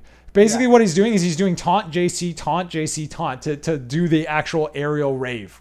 And it looks fucking gorgeous. And like, so one of the things I really love in DMC3 is doing that move close to the ground. So you do like a really like low air jump and then you do it. Or you basically have an enemy that you've like knocked down and they're lying on the ground and you're basically just hovering over them, just like jump canceling on them. Like, I love doing that. It's very simple to do in DMC3, but there's something about it that I'm just like, you just feel like an absolute badass. And I can't wait to do it again. You can even reproduce some DMC3 patterns, like, remember, like you can prepare your blistering sword, and now you can trick up again Properly, yes. Release the blistering sword, have Starfall to crossover, jump cancel it, and the trick up 2 is the goddamn way of mobility that I was missing. I was a combo maker, and really it's not even like they had to do this. Yep. But it's like this specific S-Town feels like, okay, we have to do this. What do we have left? No matter what the input is, we have to put it back. How do we do it? And they just did. They didn't. We were like, okay, Vergil is really, really satisfying even without this. And when we saw that, it was like the ice of a cake. You're like, come on, man, dude. Yeah, exactly. It was awesome. Awesome. He was already like 100% awesome. You know, you're looking at it, it's like, dude, they brought back the 3 weapons. They did like new enhanced super moves, you know, the clone, SDT. It all looked amazing. And then it's like this. And it's... Sorry, I just catch you right there. But there's a catataunt, a wall catataunt. We don't know what the X taunt is. We don't know what the Bloody Palace taunt is. Yeah. I mean, and the Bloody Palace taunt could be functional too. Yeah, who knows what it'll be. It could be like, you know how like he used to have a way in DMC3 and I think maybe even in 4, but I'm not sure. It's like if he taunted with Yamato and just like stood still, he would just like refill his DT bar. It might be something like that. No? You don't think so? But you could buffer frame judgment cut out of his taunts. Yeah. And I saw this happen too, but maybe on different timings. So you could do where is your motivation, and then and I saw Matthew Edwards do it on his stream, but the timing seemed different. So maybe he just inputted it differently. But either way, like I'd feel guilty to find bad points. It's to this point. I feel guilty. It's hard to criticize. To think about something bad. Yep. It's hard to criticize. You really could. Like there's a few nitpicks, but it's very bad form to do so, considering what they've given us. And like you said, they didn't have to.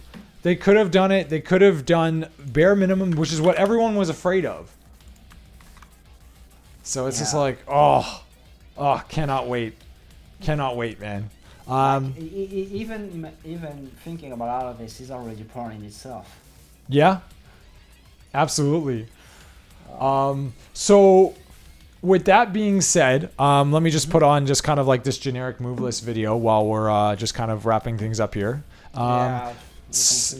So yeah, guys, it has been an absolute awesome stream. I know there was a couple follows. There was probably about, I think, 3 to 5. I didn't catch exactly who it was. I know Mary J was one of them. That was one of the more recent ones. But thank you all. It really helps. I really appreciate the support, and it means a lot. So thank you very much. And guys, so Keo, first of all, where can everyone find you? I have your Twitter feed right there, but are you on Twitch or on YouTube? Alright, so Twitch, I do have a Twitch account, but I don't use it because I don't like Twitch actually. I'm using it just for charity live stream stuff and that's it. Okay. You can find me on YouTube, well... Yeah, feel free to drop that link in the chat, please. I'm going to drop actually not only the link, but I'm going to drop what can be my, Empyreum, which is my story-driven Ethereum? Yeah. Yes. This is, and I look at it. And today I'm telling myself I will do so much better for Empyreum 2, and I feel like I'm not at. I look at some stuff. I'm like, oh come on, you could have done better. And this is almost why I'm going to do it again. But that's how it goes. This is going to be Empyreum. So this had a lot of good ideas. I hope you will like them. And on my channel, you can also find a couple of live streams, which are actually interviews with DMC crew. So my first episode of talking about the devil was with Brian Hanford, who is a V, and he gladly went. He gladly were the patient zero of all of us.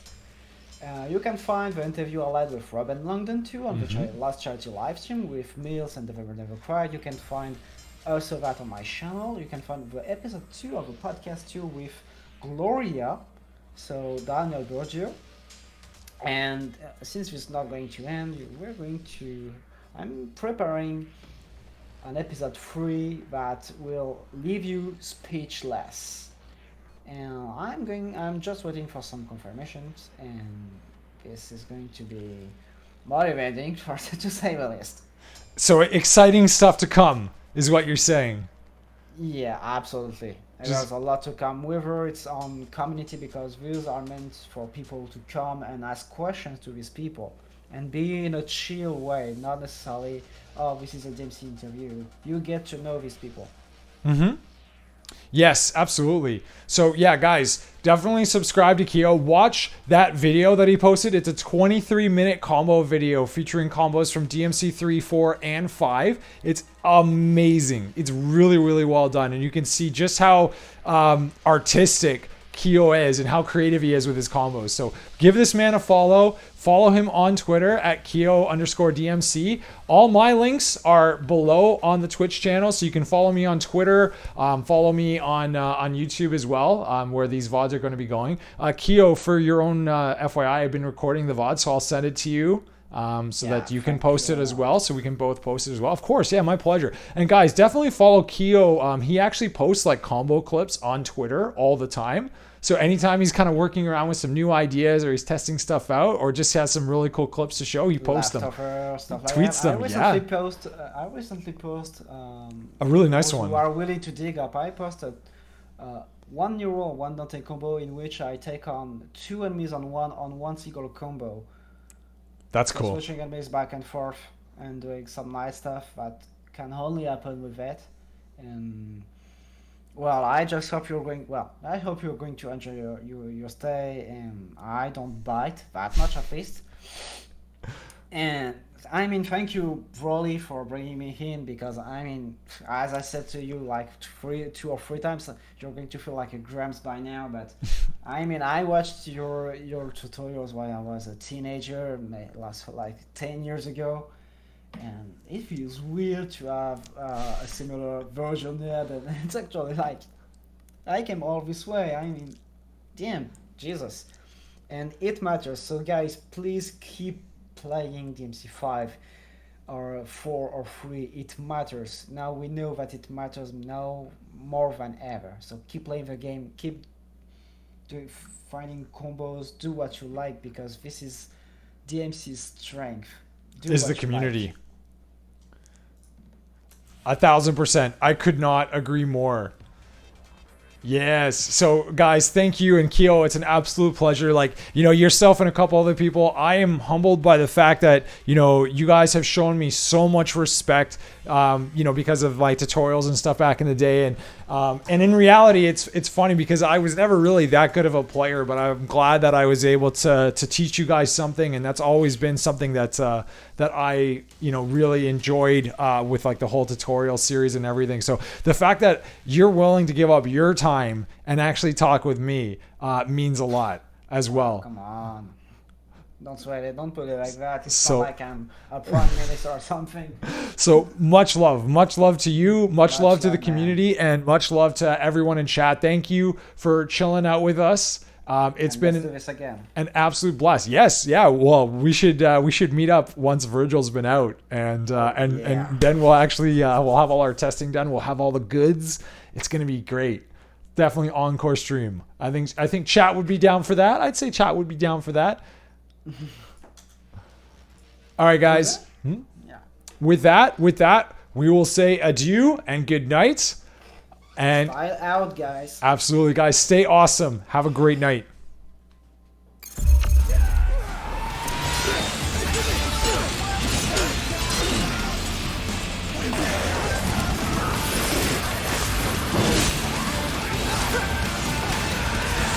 Don't you dare say it, Jackpot!